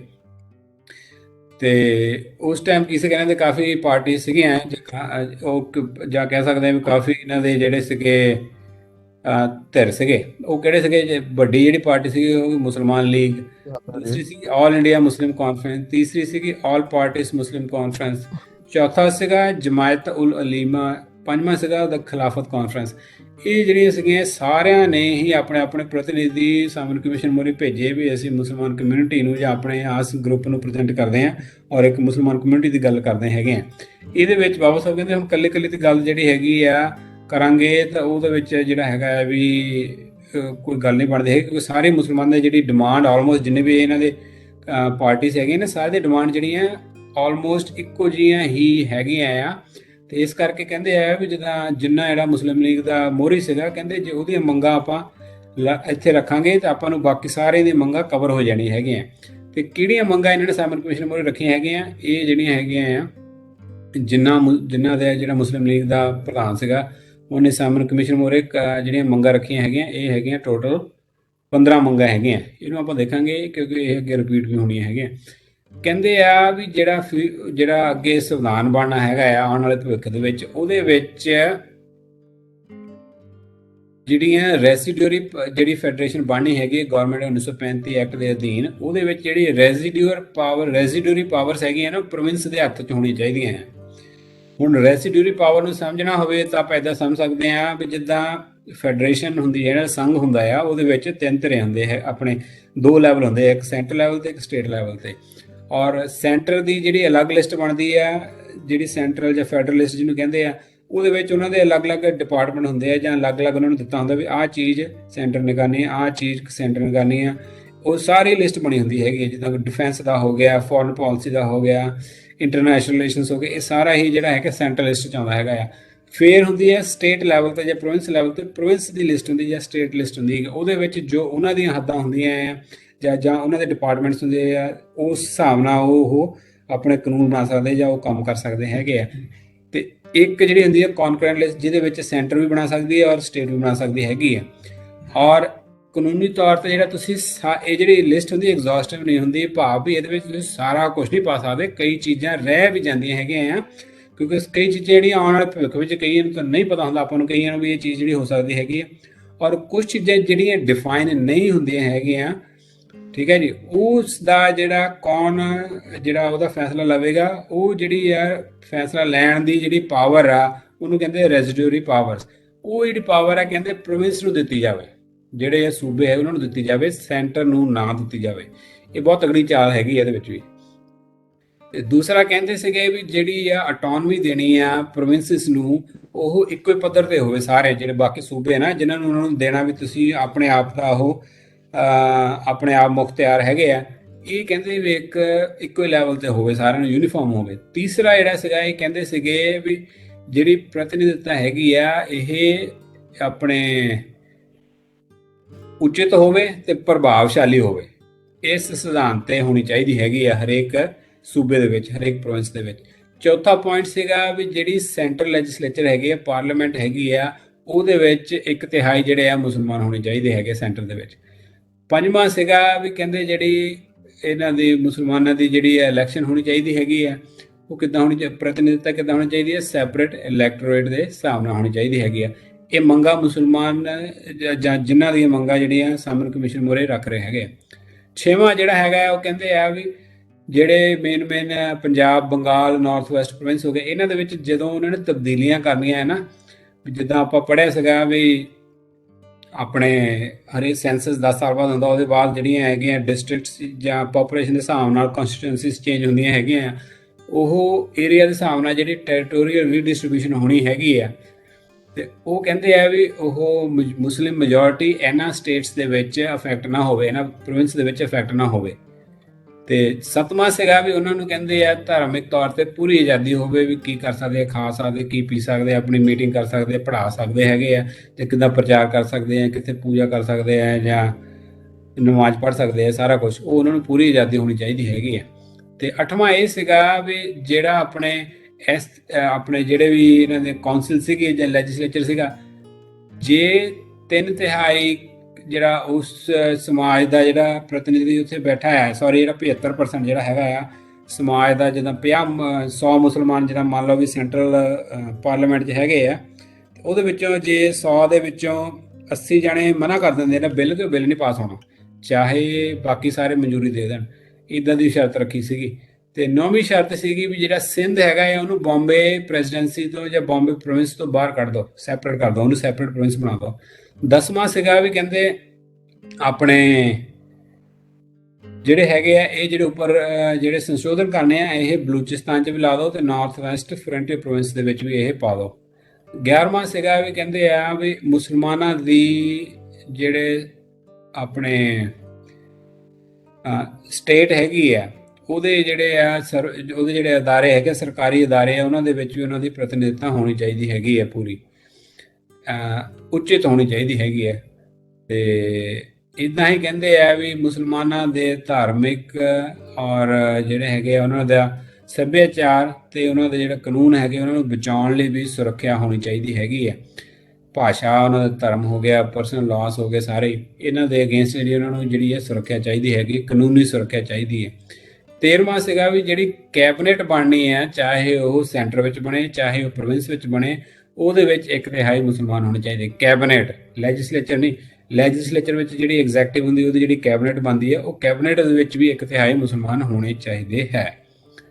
ਔਰ 14ਵਾਂ ਜਿਹੜਾ ਹੈਗਾ ਆ ਉਹ ਪੁਆਇੰਟ ਹੈਗਾ ਆ ਵੀ ਕਹਿੰਦੇ ਆਪਣੇ ਜਦ ਤੱਕ ਜਿਹੜੀਆਂ ਫੈਡਰੇਸ਼ਨ ਜਿਹੜੀ ਬਣਨੀ ਹੈਗੀ, ਉਹਦੀ ਜਿਹੜੀ ਸਟੇਟਸ ਹੈਗੀਆਂ, ਜਦ ਤੱਕ ਉਹ ਹੰਗਾਰਾ ਨਹੀਂ ਭਰਦੀਆਂ ਜਾਂ ਆਪਣੀ ਸਹਿਮਤੀ ਨਹੀਂ ਦਿੰਦੀਆਂ, ਤਦ ਤੱਕ ਜਿਹੜਾ ਹੈਗਾ ਆ ਪਾਰਲੀਮੈਂਟ ਇੱਦਾਂ ਦਾ ਕੋਈ ਕਾਨੂੰਨ ਨਹੀਂ ਬਣਾ ਸਕਦੀ ਹੈਗੀ। ਤੇ ਇਹਦੇ ਵਿੱਚ ਕੀ ਹੈਗਾ ਆ, ਦੇਖੋ ਅੱਗੇ ਆਪਣੇ ਔਰ ਇਹ ਕਹਿੰਦੇ ਆ ਵੀ ਮੁਸਲਮਾਨ ਅਖੀਰਲਾ ਕਹਿੰਦੇ ਆ ਵੀ ਕਿਤੇ ਵੀ ਜਿੱਥੇ ਇਲੈਕਸ਼ਨ ਹੋਣੀ ਹੈ ਉਹ ਸਾਰੀ ਜਿਹੜੀ ਸੈਪਰੇਟ ਇਲੈਕਟੋਰੇਟ ਦੇ ਹਿਸਾਬ ਨਾਲ ਹੋਣੀ ਚਾਹੀਦੀ। ਔਰ ਇਹ ਸਿਧਾਂਤ ਜਿਹੜਾ ਆ ਸਰਕਾਰ ਜਿਹੜੀ ਹੈਗੀ ਆ ਦ੍ਰਿੜ ਨਿਸ਼ਚੈ ਕਰੇ ਵੀ ਅੱਗੇ ਮੁਸਲਮਾਨਾਂ ਨੂੰ ਇਸ ਸੈਪਰੇਟ ਇਲੈਕਟੋਰੇਟ ਦੀ ਜਿਹੜਾ ਪ੍ਰੋਵੀਜ਼ਨ ਹੈਗਾ ਇਹ ਤੋਂ ਵਾਂਝਾ ਨਾ ਰੱਖਣ ਉਹਨਾਂ ਨੂੰ। ਤੇ ਇਸ ਤਰ੍ਹਾਂ ਜਿਹੜੀਆਂ ਤੁਸੀਂ ਦੇਖ ਸਕਦੇ ਹੋ ਵੀ ਕਿਸ ਤਰ੍ਹਾਂ ਇਹਨਾਂ ਦੀਆਂ ਮੁਸਲਮਾਨਾਂ ਦੀਆਂ ਮੰਗਾਂ ਸੀਗੀਆਂ। ਕੁਛ ਇਹਦੇ ਵਿੱਚ ਕਹਿੰਦੇ ਆ ਵੀ ਜੇ ਆਪਾਂ ਨੂੰ ਇਕੱਠਾ ਕਰ ਲਈਏ, ਕੁਛ ਮੰਗਾਂ ਜਿਹੜੀਆਂ ਪੁਰਾਣੀਆਂ ਸੀਗੀਆਂ, ਇਹਨਾਂ ਦੇ ਜਿਹੜੇ ਪੁਰਾਣੀਆਂ ਇਸ ਕਰਕੇ ਸੀਗੀਆਂ ਵੀ ਕਿਉਂਕਿ ਕਾਫੀ ਜਿਹੜੇ ਫਾਇਦੇ ਹੋ ਰਹੇ ਸੀਗੇ, ਉਹ ਚਾਹੁੰਦੇ ਸੀਗੇ ਵੀ ਸਾਰਾ ਕੁਝ ਆ ਜਾਵੇ। ਤੇ ਨਵੀਆਂ ਜਿਹੜੀਆਂ ਮੰਗਾਂ ਸੀਗੀਆਂ ਉਹ ਇਸ ਕਰਕੇ ਸੀਗਾ ਵੀ ਤਾਂ ਕਿ ਜਿਹੜੀ ਮੁਸਲਮਾਨਾਂ ਦੀ ਜਿਹੜੀ ਉਸ ਟਾਈਮ ਦੀ ਸਥਿਤੀ ਹੈਗੀ ਆ ਉਹਨੂੰ, ਉਹਨਾਂ ਜਿਹੜੀਆਂ ਕਮਜ਼ੋਰੀਆਂ ਹੈਗੀਆਂ ਉਹਨਾਂ ਨੂੰ ਸਟਰੋਂਗ ਕੀਤਾ ਜਾਵੇ। ਅੱਗੇ ਆਪਾਂ ਦੇਖਾਂਗੇ ਵੀ ਕੀ ਇਹਦਾ ਭਾਵ ਬਣਦਾ ਹੈਗਾ ਆ। ਜਿਹੜੀ ਨਵੀਆਂ ਮੰਗਾਂ ਸੀਗੀਆਂ ਉਹ ਇਹ ਸੀਗੀਆਂ, ਪਹਿਲੀ ਮੰਗ ਇਹ ਸੀਗੀ ਵੀ ਜਿਹੜੀ ਮੁਸਲਮਾਨਾਂ ਦੀ ਨੁਮਾਇੰਦਗੀ ਹੈਗੀ ਆ ਪਾਪੂਲੇਸ਼ਨ ਦੇ ਅਨੁਪਾਤ ਵਿੱਚ ਹੋਣੀ ਚਾਹੀਦੀ ਪੰਜਾਬ ਔਰ ਬੰਗਾਲ ਦੇ ਵਿੱਚ, ਠੀਕ ਹੈ ਜੀ। ਦੂਸਰਾ ਜਿਹੜਾ ਹੈਗਾ ਆ 1/3 ਮੁਸਲਮਾਨਾਂ ਦੀ ਜਿਹੜੀ ਪ੍ਰਤੀਨਿਧਤਾ ਹੈਗੀ ਉਹ ਕੈਬਨਿਟ ਦੇ ਵਿੱਚ ਹੋਣੀ ਚਾਹੀਦੀ ਆ, ਸੈਂਟਰ ਕੈਬਨਿਟ ਦੇ ਵਿੱਚ ਔਰ ਪ੍ਰੋਵਿੰਸ ਕੈਬਨਿਟ ਦੇ ਵਿੱਚ। ਤੀਸਰੀ ਕਹਿੰਦੇ ਆ ਵੀ ਉਚਿਤ ਪ੍ਰਤੀਨਿਧਤਾ ਮੁਸਲਮਾਨਾਂ ਦੀ ਸਰਕਾਰੀ ਅਦਾਰਿਆਂ ਵਿੱਚ ਸਰਵਿਸਿਜ਼ ਵਿੱਚ ਵੀ ਹੋਣੀ ਚਾਹੀਦੀ ਹੈਗੀ ਆ। ਤੇ ਚੌਥੀ ਜਿਹੜੀ ਹੈਗੀ ਕਹਿੰਦੇ ਵੀ ਸਿੰਧ ਨੂੰ ਕਹਿੰਦੇ ਸੈਪਰੇਟ ਕਰ ਦਿਓ ਔਰ ਨਾਰਥ ਵੈਸਟ ਫਰੰਟੀਅਰ ਪ੍ਰੋਵਿੰਸ ਔਰ ਬਲੂਚਿਸਤਾਨ ਨੂੰ ਇੱਕ ਸੈਲਫ ਗਵਰਨਿੰਗ ਪ੍ਰੋਵਿੰਸ ਬਣਾ ਦਿਓ, ਵੀ ਉਹ ਆਪਣਾ ਜਿਹੜਾ ਹੈਗਾ ਇੱਕ ਇੰਡੀਪੈਂਡੈਂਟ ਪ੍ਰੋਵਿੰਸ ਬਣ ਜਾਣ। ਪੰਜਵਾਂ ਸੀਗਾ ਕਹਿੰਦੇ ਵੀ ਰੈਜ਼ੀਡੂਅਰੀ ਪਾਵਰਸ ਜਿਹੜੀਆਂ ਹੈਗੀਆਂ ਪ੍ਰੋਵਿੰਸ ਦੀਆਂ, ਜਿੱਦਾਂ ਉੱਪਰ ਗੱਲ ਕਰਕੇ ਹਟੇ ਆ, ਉਹ ਕਹਿੰਦੇ ਆ ਸੈਂਟਰ ਗਵਰਨਮੈਂਟ ਨੂੰ ਦੇ ਦਿਓ, ਠੀਕ ਹੈ ਜੀ। ਇਹ ਜਿਹੜੀਆਂ ਇਹ ਨਵੀਆਂ ਮੰਗਾਂ ਸੀਗੀਆਂ, ਪੁਰਾਣੀਆਂ ਮੰਗਾਂ ਦਾ ਜਿਹੜਾ ਮਹੱਤਵ ਅਲੱਗ ਸੀਗਾ, ਨਵੀਆਂ ਮੰਗਾਂ ਦਾ ਮਹੱਤਵ ਅਲੱਗ ਹੈਗਾ ਆ। ਤੇ ਇਹਦੇ ਵਿੱਚ ਹੈ ਕੀ ਹੈਗਾ, ਇਹ ਟੇਬਲ ਸੇਮ ਉਹੀ ਗੱਲ ਹੈ ਜਿਹਦੇ ਵਿੱਚ ਟੇਬਲ 'ਚ ਹੈਗਾ ਆ। ਪਰ ਹੁਣ ਚੱਕਰ ਕਿੱਥੇ ਪੈਂਦਾ ਵੀ ਜਿੱਦਾਂ ਇਹ ਕਹਿ ਰਹੇ ਸੀਗੇ ਨਾ ਆਪਣੇ, ਉਹ ਕਹਿੰਦੇ ਆ ਵੀ ਇਹ ਜਿਹੜਾ ਇਦਾਂ ਕਿਉਂ ਕਹਿੰਦੇ ਹੈਗੇ ਆ ਵੀ ਇਹ ਜਿਹੜੇ ਉੱਪਰ ਪ੍ਰਤੀਨਿਧਤਾ ਹੋਣੀ ਚਾਹੀਦੀ ਆ। ਉਸ ਟਾਈਮ ਜਿਹੜੀਆਂ ਸੀਗੀਆਂ 6 ਇਦਾਂ ਦੇ ਪ੍ਰੋਵਿੰਸ ਸੀਗੇ ਜਿਨ੍ਹਾਂ ਦੇ ਵਿੱਚ ਹਿੰਦੂ ਮੈਜੋਰਟੀ ਦੇ ਵਿੱਚ ਸੀਗੇ, ਠੀਕ ਹੈ ਜੀ। ਤੇ ਇਹ ਚੀਜ਼ ਸਮਝਣ ਦੀ ਜ਼ਰੂਰਤ ਹੈਗੀ ਆ। ਤੇ ਇਹਦੇ ਕਰਕੇ ਉਹ ਕੀ ਚਾਹੁੰਦੇ ਸੀਗੇ, ਇਹ ਅੱਗੇ ਜਿਹੜਾ ਪੁਆਇੰਟ ਆ ਗਿਆ ਹੈਗਾ, ਮੈਂ ਇੱਥੇ ਆ ਜਿਹੜੀ ਡਿਮਾਂਡ ਹੈਗੀ ਆ ਇੱਥੇ ਰੱਖਦਾ। ਹੁਣ ਜੇ ਤੁਸੀਂ ਪਿੱਛੇ ਆਪਣਾ ਸੋਚੋ, ਜਦੋਂ ਆਪਾਂ ਡਿਸਕਸ ਕਰਕੇ ਹਟੇ ਸੀਗੇ ਵੀ ਕਿੰਨੇ ਜਿਹੜੇ ਸੂਬੇ ਆਉਂਦੇ ਹੈਗੇ ਆ, ਉਹਨਾਂ ਦੇ ਵਿੱਚ 6 ਇੱਦਾਂ ਦੇ ਸੂਬੇ ਸੀਗੇ ਜਿਨ੍ਹਾਂ ਦੇ ਵਿੱਚ ਹਿੰਦੂ ਮੈਜੋਰਟੀ ਵਿੱਚ ਆ। ਬਾਕੀ ਜਿਹੜੇ ਸੂਬੇ ਸੀਗੇ ਉਹਨਾਂ ਦੇ ਵਿੱਚ ਮੁਸਲਮਾਨ ਆਉਂਦੇ ਹੈਗੇ ਆ, ਪਰ ਉਹਨਾਂ ਕਈ ਜਗ੍ਹਾ ਮੈਜੋਰਟੀ, ਜਿੱਦਾਂ ਬੰਗਾਲ ਪੰਜਾਬ 'ਚ ਤਾਂ ਮੈਜੋਰਟੀ 'ਚ ਸੀਗੇ ਮੁਸਲਮਾਨ। ਤੇ ਬਾਕੀ ਸਿੰਧ ਨੂੰ ਵੀ ਉਹ ਚਾਹੁੰਦੇ ਆ ਵੀ ਸੈਪਰੇਟ ਹੋ ਜਾਏ, ਬਲੂਚਿਸਤਾਨ ਨੂੰ ਵੀ ਚਾਹੁੰਦੇ ਆ ਵੀ ਉਹਨੂੰ separate, north West frontier province ਨੂੰ ਵੀ। ਇਹ 5 ਜਿਹੜੇ ਇਹ ਹੋ ਗਏ ਆ, ਇਹਨਾਂ ਨੂੰ ਚਾਹੁੰਦੇ ਸੀਗੇ ਵੀ ਇਹਨਾਂ ਦੇ ਵਿੱਚ ਮੁਸਲਮਾਨ ਰਾਜ ਸਥਾਪਿਤ ਹੋ ਜਾਏ। ਔਰ ਇਹ ਰੈਜ਼ੀਡੂਅਰੀ ਪਾਵਰਸ ਕਿੱਦਾਂ ਚਾਹੁੰਦੇ ਸੀਗੇ, ਕਿਉਂਕਿ ਇਹਨਾਂ ਨੂੰ ਡਰ ਸੀਗਾ ਵੀ ਜਿਹੜੀ ਸੈਂਟਰ 'ਚ ਸਰਕਾਰ ਬਣਨੀ ਹੈ ਹਿੰਦੂਆਂ ਦੀ ਬਣਨੀ ਹੈਗੀ ਆ, ਕਿਉਂਕਿ ਹਿੰਦੂ ਮੈਜੋਰਟੀ 'ਚ ਹੈਗੇ ਆ। ਇਸ ਕਰਕੇ ਇਹ ਪੰਗਾ ਪਾਓਗੇ, ਤਾਂ ਕਿ ਇਸੇ ਕਰਕੇ ਉਹ ਚਾਹੁੰਦੇ ਸੀਗੇ ਵੀ ਸਾਨੂੰ ਜਿਹੜੀ ਹੈ ਐਸ ਸਟੇਟ ਦੇ ਵਿੱਚ ਜਿਹੜੀ ਹੈਗੀ ਹੈ ਸਾਡੀ ਵੱਖਰੀ ਜਿਹੜੀ ਹੈਗੀ ਹੈ ਸਾਨੂੰ ਰਿਪਰੈਜ਼ੈਂਟੇਸ਼ਨ ਦਿੱਤੀ ਜਾਵੇ। ਇੱਕ ਉਹਦੇ ਕਰਕੇ ਇੱਦਾਂ ਵੀ ਸੈਂਟਰ ਜਿਹੜੀ ਸਰਕਾਰ ਬਣਨੀ ਹੈ ਉਹ ਇਹਨਾਂ ਦੇ ਦਬਾਅ ਨਾ ਪਾਵੇ, ਇਹਨਾਂ ਤੇ ਰੂਲ ਨਾ ਕਰੇ। ਇਸ ਕਰਕੇ ਉਹਨਾਂ ਨੇ ਕਹਿੰਦਾ ਰੈਜ਼ੀਡੂਅਰੀ ਪਾਵਰ ਜਿਹੜੀਆਂ ਹੈਗੀਆਂ ਆ, ਕੱਲ੍ਹ ਨੂੰ ਕੋਈ ਵੀ ਪੰਗਾ ਹੁੰਦਾ ਹੈਗਾ ਕਹਿ ਸਕਦੇ ਇਹ ਤਾਂ ਜੀ ਇਸ ਲਿਸਟ ਵਿੱਚ, ਸੈਂਟਰ ਲਿਸਟ ਵਿੱਚ ਹੈ ਨਹੀਂ ਹੈ, ਸਟੇਟ ਲਿਸਟ ਵਿੱਚ ਹੈ ਨਹੀਂ ਹੈ, ਔਰ ਸਾਡੀ ਪੰਜਾਬ ਦੇ ਵਿੱਚ ਮੈਜੋਰਟੀ ਸਰਕਾਰ ਹੈਗੀ ਆ, ਇਹਦੇ ਵਿੱਚ ਆਹ ਜਿਹੜਾ ਡਿਸਪਿਊਟ ਆ ਗਿਆ ਹੈਗਾ ਜਾਂ ਦਿੱਕਤ ਆ ਗਈ ਹੈਗੀ ਆ, ਇਹ ਕਿਤੇ ਵੀ ਜਿਹੜੀ ਲਿਖੀ ਨਹੀਂ ਹੈਗੀ, ਇਹਦਾ ਹੱਕ ਫੈਸਲਾ ਕਰਨ ਦਾ ਇਹਦੀ ਰੈਜ਼ੀਡੂਅਰੀ ਪਾਵਰ ਸਾਡੇ ਤੋਂ ਹੈਗੀ ਆ। ਔਰ ਉਹ ਜਿੱਦਾਂ ਪੰਜਾਬ ਮੰਨ ਲਓ ਉਹਦੇ ਸਟੇਟ ਵਿੱਚ ਮੁਸਲਮਾਨ ਹੋਣਗੇ ਤੇ ਉਹ ਆਪਣੇ ਹਿਸਾਬ ਦੇ ਨਾਲ ਫੈਸਲਾ ਲੈਣਗੇ, ਨਾ ਕਿ ਜੋ ਸੈਂਟਰ ਦੇ ਵਿੱਚੋਂ ਦੂਜਾ ਉੱਪਰੋਂ ਹੁਕਮ ਆਇਆ ਉਹਦੇ ਹਿਸਾਬ ਨਾਲ ਲੈਣਗੇ। ਤੇ ਇੱਥੇ ਰੈਜ਼ੀਡੂਅਰੀ ਪਾਵਰ ਦਾ ਇਹਨਾਂ ਨੂੰ ਇਹ ਫਾਇਦਾ ਹੁੰਦਾ ਸੀਗਾ। ਤੇ ਇਸ ਕਰਕੇ ਇਹ ਚਾਹੁੰਦੇ ਸੀਗੇ ਵੀ ਜਿਹੜੀਆਂ ਮੰਗਾਂ ਹੈਗੀਆਂ 5 ਸਟੇਟ ਦੀਆਂ ਸਟੇਟ ਬਣ ਜਾਣ, ਇੱਥੇ ਇਹਨਾਂ ਦੀ ਮੈਜੋਰਟੀ ਬਣ ਜਾਏਗੀ। ਔਰ ਵੇਟੇਜ ਦੇ ਹਿਸਾਬ ਨਾਲ ਤੁਸੀਂ ਦੇਖ ਹੀ ਲਿਆ ਕਿੰਨੀਆਂ ਸੀਟਾਂ ਸੀਗੀਆਂ। ਤੇ ਇਸ ਕਰਕੇ ਇਹ ਵੀ ਉਹ 6 ਉਹਨਾਂ ਤੋਂ ਹਿੰਦੂਆਂ ਤੋਂ, 5 ਮੁਸਲਮਾਨਾਂ ਤੋਂ, ਜਿਹੜਾ ਮੁਕਾਬਲਾ ਬਰਾਬਰ ਦਾ ਹੋ ਜਾਣਾ ਸੀਗਾ। ਤੇ ਇਸ ਕਰਕੇ ਸੈਂਟਰ 'ਚ ਹਿੰਦੂਆਂ ਦੀ ਬਣਦੀ ਹੈਗੀ ਆ, ਤੇ ਰੈਜ਼ੀਡੂਅਰੀ ਪਾਵਰ ਸਟੇਟ ਜਾਂ ਪ੍ਰੋਵਿੰਸ ਦੇ ਕੋਲ ਹੋਣ ਦੇ ਨਾਲ ਜਿੱਥੇ ਜਿੱਥੇ ਮੁਸਲਮਾਨ ਮੈਜੋਰਟੀ 'ਚ ਹੈਗੇ ਆ ਉੱਥੇ ਜਿਹੜੀ ਹੈ ਸੈਂਟਰ ਜਾਂ ਹਿੰਦੂ ਸਰਕਾਰ ਕੁਝ ਨਹੀਂ ਕਰ ਸਕਦੀ ਸੀਗੀ। ਤੇ ਇਹ ਜਿਹੜੀਆਂ ਮੰਗਾਂ ਸੀਗੀਆਂ ਵੀ ਸਾਈਮਨ ਕਮਿਸ਼ਨ ਦੇ ਹਿਸਾਬ ਨਾਲ ਜਿਹੜੀਆਂ ਰੱਖੀਆਂ ਸੀਗੀਆਂ, ਇਹਦੇ ਵਿੱਚ ਜਿਹੜਾ ਸਾਈਮਨ ਕਮਿਸ਼ਨ ਦੇ ਵੀ ਇਹ ਹਿੰਦੂ ਜਿਹੜੇ ਸੀਗੇ ਉਹ ਤਾਂ ਚਲੋ ਵਿਰੋਧ ਕਰ ਹੀ ਰਹੇ ਸੀਗੇ ਮੁਸਲਮਾਨਾਂ ਦਾ, ਮੁਸਲਮਾਨਾਂ ਜਿਹੜੀਆਂ ਮੰਗਾਂ ਸੀਗੀਆਂ। ਸਾਈਮਨ ਕਮਿਸ਼ਨ ਨੇ ਵੀ ਇਸ ਚੀਜ਼ ਦਾ ਵਿਰੋਧ ਕੀਤਾ ਵੀ ਕਹਿੰਦੇ ਇਹ ਜਿਹੜੀ ਆ ਲੋੜ ਦੇ ਅਨੁਸਾਰ ਨਾਲੋਂ ਬਹੁਤ ਜ਼ਿਆਦਾ ਆ, ਤੇ ਇਸ ਕਰਕੇ ਇਹ ਆਲਮੋਸਟ ਜਿੱਦਾਂ ਜੇ ਵੇਟੇਜ ਦੇ ਹਿਸਾਬ ਨਾਲ ਦੇਖਿਆ ਜਾਵੇ ਵੀ ਇਹ ਤਾਂ ਆਲਮੋਸਟ ਬਰਾਬਰ ਦੀ ਟੱਕਰ ਹੋ ਜਾਣੀ ਇਹਨਾਂ ਦੀ। ਤੇ ਇਹ ਜਿਹੜਾ ਹੈਗਾ ਸਿਧਾਂਤਿਕ ਤੌਰ ਤੇ ਜਿਹੜੀ ਇਹ ਗੱਲ ਸਹੀ ਨਹੀਂ ਹੈਗੀ। ਤੇ ਉਸ ਤੋਂ ਬਾਅਦ 1932 ਦੇ ਵਿੱਚ ਜਿਹੜਾ ਗੈਜ਼ਟ ਆਉਂਦਾ ਹੈਗਾ ਆ, ਜਿੱਦਾਂ ਆਪਾਂ ਨੂੰ ਪਤਾ ਹੈ ਵੀ ਸਾਈਮਨ ਕਮਿਸ਼ਨ ਆਇਆ 28 ਫਿਰ 1930 ਦੇ ਵਿੱਚ ਰਾਊਂਡ ਟੇਬਲ ਕਾਨਫਰੰਸ ਹੁੰਦੀ, 31 ਵਿੱਚ ਹੁੰਦੀ ਹੈ ਦੂਸਰੀ, 32 ਚ ਤੀਸਰੀ ਹੁੰਦੀ ਆ। ਇਹ ਤੁਸੀਂ ਜੇ ਧਿਆਨ ਨਾਲ ਦੇਖੋਗੇ ਨਾ, ਜਦੋਂ ਰਾਊਂਡ ਟੇਬਲ ਕਾਨਫਰੰਸ ਜਿੱਦਾਂ ਆਪਾਂ ਪਿਛਲੀ ਵਾਰ ਪੜ੍ਹਿਆ ਸੀਗਾ, ਉਹਦੇ ਵਿੱਚ ਆਪਾਂ ਇੱਕ ਟੇਬਲ ਵੀ ਲਾਇਆ ਸੀਗਾ ਕਾਪੀ ਪੇਸਟ ਕਰਕੇ, ਜਿਹਦੇ ਵਿੱਚ ਦੱਸਿਆ ਸੀਗਾ ਵੀ ਕਿਹੜੇ ਕਿਹੜੇ ਮੈਂਬਰ ਆ। ਤੁਸੀਂ ਦੇਖੋਗੇ ਰਾਊਂਡ ਟੇਬਲ ਕਾਨਫਰੰਸ 1 2 3 ਤਿੰਨੇ ਰਾਊਂਡ ਟੇਬਲ ਕਾਨਫਰੰਸ ਜਿਹੜੀਆਂ ਹੋਈਆਂ ਸੀਗੀਆਂ, ਗੋਲਮੇਜ ਕਾਨਫਰੰਸਿਸ ਹੋਈਆਂ 30 31 ਵਿੱਚ, ਉਹਦੇ ਤਿੰਨਾਂ ਦੇ ਵਿੱਚ ਮੁਸਲਮਾਨਾਂ ਨੇ ਆਪਣੇ ਪ੍ਰਤੀਨਿਧੀ ਹਰੇਕ ਵਿੱਚ ਭੇਜੇ ਸੀਗੇ। ਇਹ ਬਹੁਤ ਇੰਪੋਰਟੈਂਟ ਹੈਗਾ ਆ। ਔਰ ਇਹਨਾਂ ਨੇ ਆਪਣੀਆਂ ਮੰਗਾਂ ਉੱਥੇ ਰੱਖੀਆਂ ਸੀਗੀਆਂ। ਤੇ ਜਿਹੜਾ ਕਨਸੈਪਟ ਹੈ ਰਹਿਮਤ ਅਲੀ ਦਾ, ਇਹ ਪਾਕਿਸਤਾਨ ਬਣਾਉਣ ਦਾ, ਇਹ ਪਹਿਲੀ ਵਾਰ ਉੱਥੋਂ ਛਿੜਿਆ ਸੀਗਾ ਕਾਨਫਰੰਸ ਦੇ ਵਿੱਚੋਂ। ਪਰ ਇੱਥੇ ਹੁਣ ਬਾਬਾ ਸਾਹਿਬ ਦੱਸਦੇ 1932 ਦੇ ਵਿੱਚ ਜਿਹੜਾ ਗੈਜ਼ਟ ਛਪਿਆ ਸੀਗਾ ਇੰਡੀਆ ਦਾ, ਉਹਦੇ ਵਿੱਚ ਇਹ ਸਾਰੀ ਜਿਹੜੀ ਆ ਅੱਗੇ ਸਾਰਾ ਦੱਸਦੇ ਆ ਵੀ ਕਿੱਦਾਂ ਇਹ ਨੋਟੀਫਿਕੇਸ਼ਨ ਆਉਂਦੀ ਹੈ ਵੀ ਆਪਣੇ ਗਵਰਨਮੈਂਟ ਆਫ ਇੰਡੀਆ ਐਕਟ 1916 ਦੇ ਵਿੱਚ ਨਾਰਥ ਵੈਸਟ ਫਰੰਟੀਅਰ ਪ੍ਰੋਵਿੰਸ ਨੂੰ ਇੱਕ ਗਵਰਨਰ ਪ੍ਰੋਵਿੰਸ ਡਿਕਲੇਅਰ ਕਰ ਦਿੱਤਾ ਸੀਗਾ।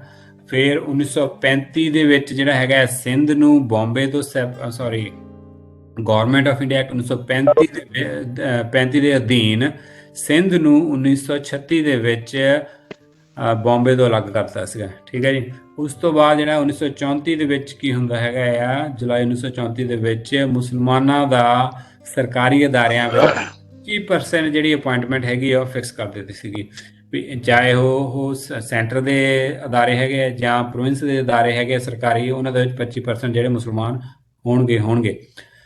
ਔਰ ਕਹਿੰਦੇ ਆ ਜਿੱਥੇ ਤੱਕ ਇਹ ਤੇ ਮੰਗਾਂ ਜਿਹੜੀਆਂ ਇਹ ਤਾਂ ਗੈਜਟ ਵਿੱਚ ਛਪ ਚੁੱਕੀਆਂ ਸੀਗੀਆਂ, ਇਹ ਆਲਰੇਡੀ ਉਹਨਾਂ ਨੂੰ ਮਿਲ ਚੁੱਕਾ ਸੀਗਾ ਮੁਸਲਮਾਨਾਂ ਨੂੰ। ਤੇ ਕਹਿੰਦੇ ਜਿੱਥੇ ਤੱਕ ਰੈਜ਼ੀਡੂਅਰੀ ਪਾਵਰ ਦਾ ਸਵਾਲ ਸੀਗਾ, ਉਹ ਕਹਿੰਦੇ ਆ ਵੀ ਉਹ ਜਿਹੜੀ ਆ ਮੰਗ ਉਹਨਾਂ ਦੀ ਨਹੀਂ ਮੰਨੀ ਗਈ ਹੈਗੀ।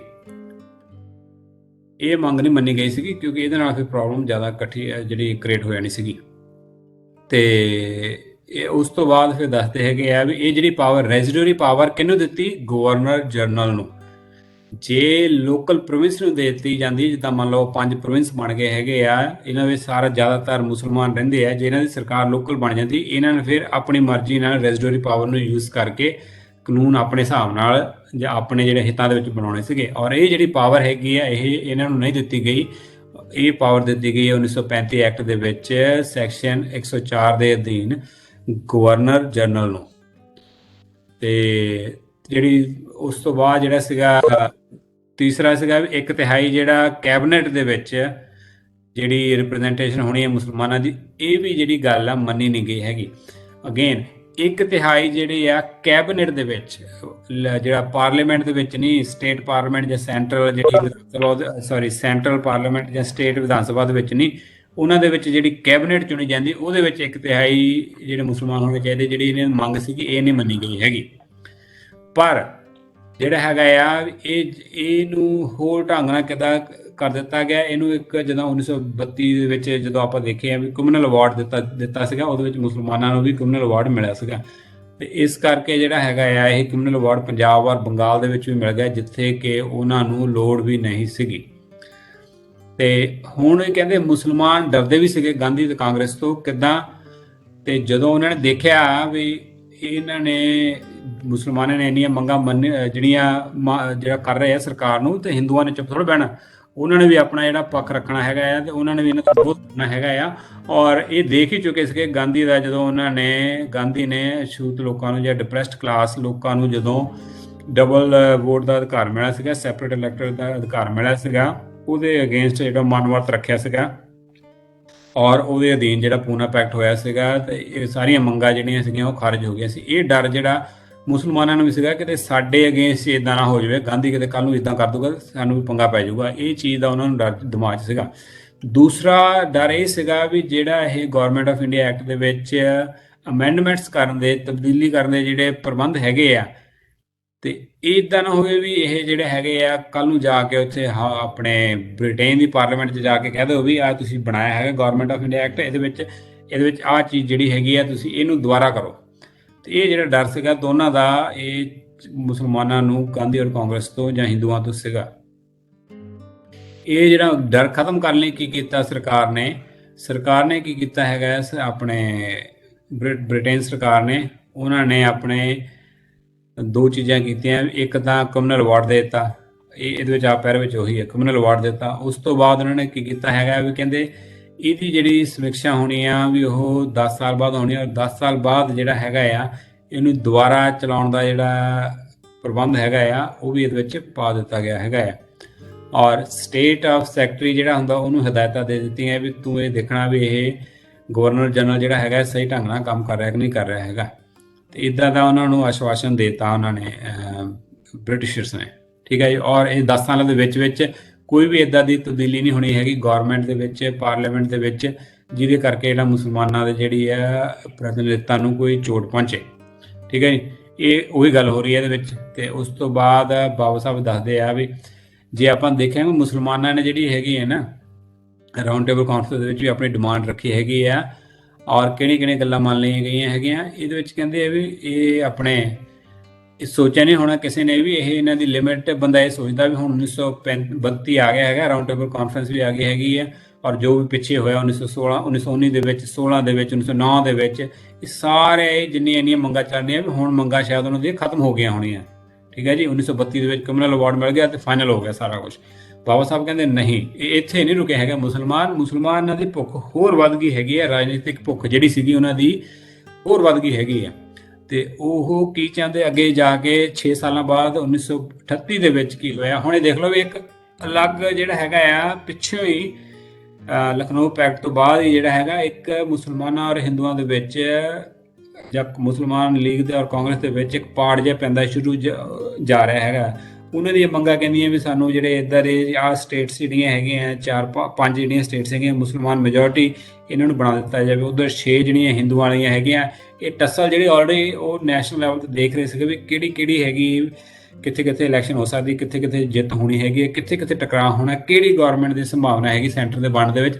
ਇਹ ਜਿਹੜਾ ਟਕਰਾਅ ਹੈਗਾ ਇਹ ਆਲਰੇਡੀ ਸ਼ੁਰੂ ਹੋ ਚੁੱਕਾ ਸੀਗਾ, ਹੌਲੀ ਵੱਧਦਾ ਗਿਆ ਉਹਦੇ ਲਖਨਊ ਪੈਕਟ ਤੋਂ ਬਾਅਦ, ਉਹ ਮੰਗਾਂ ਤੋਂ ਬਾਅਦ। ਔਰ ਰਾਊਂਡ ਟੇਬਲ ਕਾਨਫਰੰਸ ਦੇ ਵਿੱਚ ਤਾਂ ਇਹ ਫਿਰ ਪੂਰਾ ਹੀ ਉਹਨਾਂ ਨੇ ਜ਼ਾਹਿਰ ਕਰਤਾ ਸੀਗਾ। ਔਰ ਕਮਿਊਨਲ ਅਵਾਰਡ ਤੋਂ ਬਾਅਦ ਵੀ ਇੱਦਾਂ ਲੱਗਦਾ ਸੀਗਾ ਵੀ ਚਲੋ ਮੁਸਲਮਾਨ ਹੁਣ ਸੰਤੁਸ਼ਟ ਹੋ ਜਾਣਗੇ, ਪਰ ਨਹੀਂ, ਇੱਦਾਂ ਨਹੀਂ ਹੋਇਆ ਹੈਗਾ। 1938 ਦੇ ਵਿੱਚ ਕੀ ਹੋਇਆ, ਜਿੰਨਾ ਔਰ ਕਾਂਗਰਸ ਦੇ ਵਿੱਚ ਹੋਰ ਮਤਭੇਦ ਵੱਧ ਗਏ, ਤੇ ਵਧਣ ਦੇ ਨਾਲ ਕੀ ਹੋਇਆ ਵੀ ਉਹਦੇ ਵਿੱਚ ਜਿਨ੍ਹਾਂ ਨੇ ਆਪਣੇ 14 ਪੁਆਇੰਟ ਜਿਹੜਾ ਹੈਗਾ ਆ ਸਕੀਮ ਕੱਢੀ ਹੈਗੀ ਆ, ਉਹਦੇ ਵਿੱਚ ਕੀ ਸੀਗਾ, ਉਹਦੇ ਵਿੱਚ 40, ਇਹਦੇ ਵਿੱਚ ਹੁਣ 14 ਪੁਆਇੰਟਸ ਉੱਪਰ ਆਪਾਂ ਦੇਖਾਂਗੇ ਵੀ ਕਾਫੀ ਰਿਪੀਟਸ ਹੋਣੇ ਜਿਹੜੇ ਉੱਪਰ ਪਹਿਲਾਂ ਡਿਮਾਂਡ ਸੀਗੀਆਂ। ਇਹਦੇ ਵਿੱਚ ਇਹ 1938 ਦੀ ਗੱਲ ਹੈਗੀ ਜਦੋਂ ਜਿੰਨਾ ਔਰ ਕਾਂਗਰਸ ਦੇ ਵਿੱਚ ਮਤਭੇਦ ਹੋ ਗਏ ਸੀਗੇ। ਉਹਦੇ ਵਿੱਚ ਜਿਨ੍ਹਾਂ ਨੇ ਰੱਖਿਆ ਵੀ ਆਪਣੀਆਂ ਮੰਗਾਂ ਜਿਹੜੀਆਂ ਹੈਗੀਆਂ, ਕਿਉਂਕਿ 38 ਆ ਗਿਆ ਸੀਗਾ 10 ਸਾਲ, 1935 ਦੇ ਐਕਟ ਦੇ ਹਿਸਾਬ ਨਾਲ ਕੀ ਬਣਨਾ ਸੀਗਾ।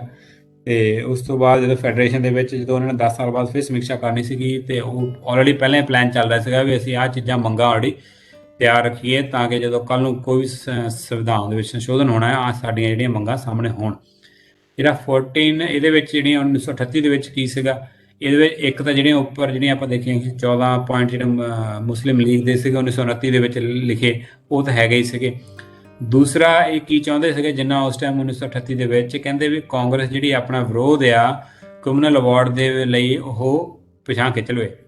ਤੀਸਰਾ ਸੀਗਾ ਕਹਿੰਦੇ ਵੀ ਸਰਕਾਰੀ ਅਦਾਰਾ ਵਿੱਚ ਮੁਸਲਮਾਨਾਂ ਦੀ ਜਿਹੜੀ ਪ੍ਰਤੀਨਿਧਤਾ ਹੈਗੀ ਆ ਉਹਨੂੰ ਫਿਕਸ ਕਰ ਦਿੱਤਾ ਜਾਵੇ, ਇੱਦਾਂ ਨਾ ਹੋਵੇ ਘਟਾ ਦਿਓ ਵਧਾ ਦਿਓ, ਉਹਨੂੰ ਫਿਕਸ ਕਰ ਦਿਓ। ਚੌਥਾ ਜਿਹੜਾ ਸੀਗਾ ਵੀ ਕਹਿੰਦੇ ਜਿਹੜੇ ਮੁਸਲਮਾਨਾਂ ਦੇ ਪਰਸਨਲ ਲਾਅ ਆ ਉਹਨਾਂ ਦੇ, ਤੇ ਜਿਹੜਾ ਉਹਨਾਂ ਦਾ ਸੱਭਿਆਚਾਰ ਆ ਉਹਨਾਂ ਦੇ ਅਗੇਂਸਟ ਵੀ ਉਹਨਾਂ ਦੀ ਸੁਰੱਖਿਆ ਲਈ ਵੀ ਕਾਨੂੰਨ ਬਣਾਏ ਜਾਣ। ਤੇ ਪੰਜਵਾਂ ਸੀਗਾ ਵੀ ਕਹਿੰਦੇ ਵੀ ਜਿਹੜੀ ਆਪਣੇ ਸ਼ਹੀਦਗੰਜ ਮਸਜਿਦ ਸੀਗੀ, ਉਹਦੇ ਵਿੱਚ ਕਹਿੰਦੇ ਆ ਵੀ ਉਹਦੇ ਵਿੱਚ ਜੋ ਵੀ ਪ੍ਰੋਬਲਮ ਆਈ ਸੀਗੀ ਉਹਨਾਂ ਵਿੱਚ ਕਹਿੰਦੇ ਮੁਸਲਮਾਨਾਂ ਨੂੰ ਉਹਨਾਂ ਦਾ ਪੂਰਾ ਹੱਕ ਦਿੱਤਾ ਜਾਵੇ ਤਾਂ ਕਿ ਉਹ ਵਾਪਸ ਉਹਨਾਂ ਦੇ ਹੱਥ ਵਿੱਚ ਆ ਜਾਵੇ। ਔਰ 6ਵਾਂ ਸੀਗਾ ਵੀ ਕਹਿੰਦੇ ਵੀ ਜਦੋਂ ਇਹ ਨਮਾਜ਼ ਪੜ੍ਹਦੇ ਅਜ਼ਾਨ ਕਰਦੇ ਹੈਗੇ ਆ, ਉਹਨਾਂ ਦਾ ਹੱਕ ਹੈ, ਮੁਸਲਮਾਨਾਂ ਨੂੰ ਹੱਕ ਦਿੱਤਾ ਜਾਵੇ, ਕਿਤੇ ਵੀ ਕਰ ਸਕਦੇ ਹੈਗੇ, ਉਹਦੇ ਵਿੱਚ ਰੋਕ ਨਾ ਲਾਈ ਜਾਵੇ, ਔਰ ਕੋਈ ਵੀ ਧਾਰਮਿਕ ਜਿਹੜੇ ਕੰਮ ਕਰਦੇ ਮੁਸਲਮਾਨਾਂ ਦੇ ਇਹਦੇ ਵਿੱਚ ਰੋਕ ਨਾ ਲਾਈ ਜਾਵੇ। 7ਵਾਂ ਸੀਗਾ ਕਹਿੰਦੇ ਸਾਨੂੰ ਗਊ ਹੱਤਿਆ ਦੀ ਜਿਹੜੀ ਆ ਆਜ਼ਾਦੀ ਦਿੱਤੀ ਜਾਵੇ। 8ਵਾਂ ਸੀਗਾ ਕਹਿੰਦੇ ਆ ਵੀ ਮੁਸਲਮਾਨ ਜਿਹੜੇ ਹੈਗੇ ਆ ਜਿੱਥੇ ਮੈਜੋਰਟੀ ਦੇ ਵਿੱਚ ਹੈਗੇ ਆ, ਜੇ ਉਹਨਾਂ ਦੀ ਜਿਹੜੀ ਸਰਹੱਦਾਂ ਦੀ ਉਸ ਪ੍ਰੋਵਿੰਸ ਦੇ ਸਰਹੱਦਾਂ ਦੀ ਜਿਹੜੀ ਦੁਆਰਾ ਉਹਨੇ ਐਡਜਸਟਮੈਂਟ ਕਰਨੀ ਹੈਗੀ ਆ, ਉਹ ਮੁਸਲਿਮ ਮੈਜੋਰਟੀ ਇਫੈਕਟ ਨਾ ਕਰੇ। 9ਵਾਂ ਸੀਗਾ ਕਹਿੰਦੇ ਬੰਦੇ ਮਾਤਰਮ ਜਿਹੜਾ ਹੈਗਾ ਆ ਇਹਨੂੰ ਆਪਾਂ ਇੱਕ ਨੈਸ਼ਨਲ ਦੂਜਾ ਸੌਂਗ ਨਾ ਮੰਨਿਆ ਜਾਵੇ, ਇਹਨੂੰ ਛੱਡ ਦਿਓ। 10ਵਾਂ ਕੀ ਕਹਿੰਦੇ ਉਰਦੂ ਨੂੰ ਨੈਸ਼ਨਲ ਲੈਂਗੁਏਜ ਬਣਾ ਦਿੱਤਾ ਜਾਵੇ। 11ਵਾਂ ਕੀ ਮੰਗ ਰੱਖਦੇ ਆ ਵੀ ਜਿਹੜੀਆਂ ਲੋਕਲ ਬਾਡੀਜ਼ ਹੈਗੀਆਂ ਮਿਊਨਿਸਪੈਲਿਟੀਜ਼ ਹੋ ਗਈਆਂ, ਇਹਦੇ ਵਿੱਚ ਵੀ ਮੁਸਲਮਾਨ ਦੀ ਜਿਹੜੀ ਪ੍ਰਤੀਨਿਧਤਾ ਹੋਣੀ ਚਾਹੀਦੀ ਆ, ਉਹ ਵੀ ਕਮਿਊਨਲ ਅਵਾਰਡ ਦੇ ਸਿਧਾਂਤ ਦੇ ਹਿਸਾਬ ਨਾਲ ਸੈਪਰੇਟ ਇਲੈਕਟੋਰੇਟ ਦੇ ਤੇ ਪੋਪੂਲੇਸ਼ਨ ਸਟਰੈਂਥ ਦੇ ਅਨੁਸਾਰ ਹੋਣੀ ਚਾਹੀਦੀ ਹੈਗੀ ਆ।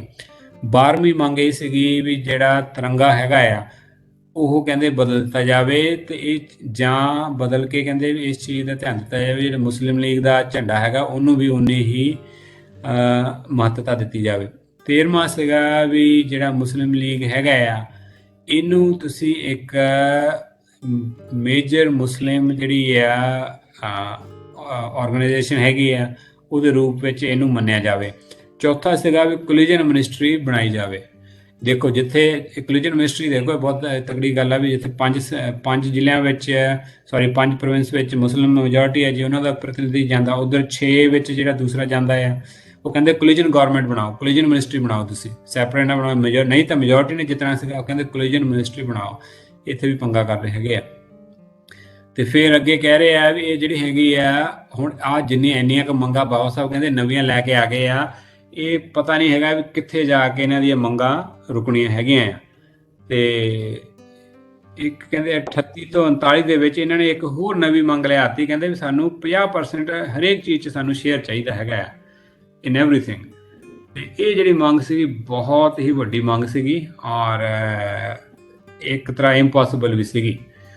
ਤੇ ਐਗਜ਼ਾਮਪਲ ਬਾਬਾ ਸਾਹਿਬ ਦਿੰਦੇ ਆ ਵੀ ਜਿੱਦਾਂ ਇਹ ਕਹਿੰਦੇ ਆ ਵੀ ਆਪਣੇ 50% ਵਾਲੀ ਮੰਗ ਜਿਹੜੀ ਇਹ ਬੜੀ ਜਿਹੜੀ ਹੈਗੀ ਹੈ ਇੰਪੋਸੀਬਲ ਹੈ। ਦੂਜੀ ਕਹਿੰਦੇ ਆ ਵੀ ਜਿਹੜੀ ਇਹ ਉਰਦੂ ਦੀ ਗੱਲ ਕਰਦੇ ਹੈਗੇ ਆ, ਉਰਦੂ ਵਾਲੀ ਨੈਸ਼ਨਲ ਵਾਲੀ ਜਿਹੜੀ ਉਰਦੂ ਨੂੰ ਨੈਸ਼ਨਲ ਭਾਸ਼ਾ ਬਣਾ ਦਿੱਤੀ ਜਾਵੇ ਭਾਰਤ ਦੀ, ਇਹ ਵੀ ਇੱਕ ਜਿਹੜੀ ਕਹਿੰਦੇ ਬੜੀ ਇੰਪੋਸੀਬਲ ਚੀਜ਼ ਹੈ ਔਰ ਬਹੁਤ ਹੀ ਵੱਡੀ ਮੰਗ ਹੈਗੀ ਆ। ਔਰ ਦੂਸਰਾ ਕਹਿੰਦੇ ਆ ਵੀ 1929 ਦੇ ਵਿੱਚ ਇਹਨਾਂ ਨੇ ਸਿਧਾਂਤ ਦਿੱਤਾ ਸੀਗਾ ਵੀ ਜਿਹੜੀ ਮੈਜੋਰਟੀ ਹੈਗੀ ਆ ਉਹਨੂੰ ਕਦੀ ਵੀ ਤੁਸੀਂ ਜਿਹੜਾ ਹੈਗਾ ਮਿਨੋਰਟੀ ਜਾਂ ਇਕੁਐਲਿਟੀ ਦੇ ਸਿਧਾਂਤ ਦੇ ਨਾਲ ਨਾ ਲਾਇਆ ਜਾਓ, ਉਹਦੇ ਨਾਲ ਉੱਥੇ ਨਾ ਲਿਆਂਦਾ ਜਾਵੇ ਉਹਨੂੰ। ਤੇ ਔਰ ਬਾਕੀ ਇੱਕ ਇਹ ਗੱਲ ਇਹਨਾਂ ਨੇ ਦੱਸੀ ਸੀਗੀ ਵੀ ਚਾਹੁੰਦੇ ਸੀਗੇ ਵੀ ਬਾਕੀ ਜਿਹੜੇ ਮਿਨੋਰਟੀਜ਼ ਹੈਗੀਆਂ ਉਹਨਾਂ ਦੀ ਵੀ ਸੇਫਗਾਰਡ ਹੋਣੀ ਚਾਹੀਦੀ ਹੈਗੀ ਆ, ਪਰ ਮੁਸਲਮਾਨਾਂ ਦੀ ਸੇਫਗਾਰਡ ਜਿਹੜੀ ਹੈਗੀ ਹੈ ਸੁਰੱਖਿਆ ਉਹ ਉਹਨਾਂ ਦੇ ਨਾਲੋਂ ਜ਼ਿਆਦਾ ਹੋਣੀ ਚਾਹੀਦੀ ਹੈਗੀ ਆ। ਤੇ ਹੁਣ ਆ ਜਿਹੜਾ ਗੱਲ ਆਪਾਂ ਕਰ ਰਹੇ ਹੈਗੇ ਆ ਵੀ ਆਪਣੇ ਜਿੱਥੇ 50% ਮੁਸਲਮਾਨ ਹੋ ਗਏ, ਜਦੋਂ 50% ਮੁਸਲਮਾਨ ਹੋ ਗਏ, ਜੇ ਕੋਲੀਜਨ ਮਿਨਿਸਟਰੀ ਬਣਦੀ ਹੈਗੀ ਹੈ ਜਾਂ 50% ਸੀਟਾਂ ਜਾਂਦੀਆਂ ਹੈਗੀਆਂ ਉੱਥੇ, ਤੇ ਜੇ ਇਹ ਫਿਰ ਇੱਦਾਂ ਕੋਈ ਵੀ ਸਾਂਝੇ ਪੱਧਰ ਤੇ ਕੋਈ ਫੈਸਲਾ ਲੈਣ ਦੇ ਵਿੱਚ ਮੁਸ਼ਕਿਲ ਆ ਸਕਦੀ ਹੈਗੀ ਆ। ਤੇ ਇਸ ਕਰਕੇ ਇਹਨੇ ਮੰਗ ਵੀ ਬੜੀ ਅਜੀਬੋ-ਗਰੀਬ ਜੀ ਮੰਗ ਰੱਖੀ ਸੀਗੀ। ਤੇ ਇਹ ਜਿਹੜੀ ਮੰਗ ਇੱਦਾਂ ਹੋ ਜਾਂਦੀ ਜਿੱਦਾਂ ਆਪਣੇ ਹਿਟਲਰ ਨੇ ਮੰਗ ਰੱਖੀ ਸੀਗੀ ਵੀ ਜਿੰਨਾ ਵੀ ਸੂਰਜ ਦੇ ਅੰਡਰ ਜਗ੍ਹਾ ਆਉਂਦੀ ਹੈਗੀ ਇਹਦੇ ਵਿੱਚ ਜਰਮਨੀ ਤੇ ਮੈਨੂੰ ਦੇ ਦਿਓ। ਤੇ ਇੱਦਾਂ ਦੀ ਮੰਗ ਸੀਗੀ ਲੱਗਦੀ ਇਹ। ਤੇ ਦੂਸਰੀ ਜਿਹੜੀ ਲੈਂਗੁਏਜ ਦੀ ਗੱਲ ਆਉਂਦੀ ਹੈਗੀ, ਕਹਿੰਦੇ ਵੀ ਇਹ ਬਹੁਤ ਬੇਲੋੜਾ ਮੰਗ ਸੀਗੀ।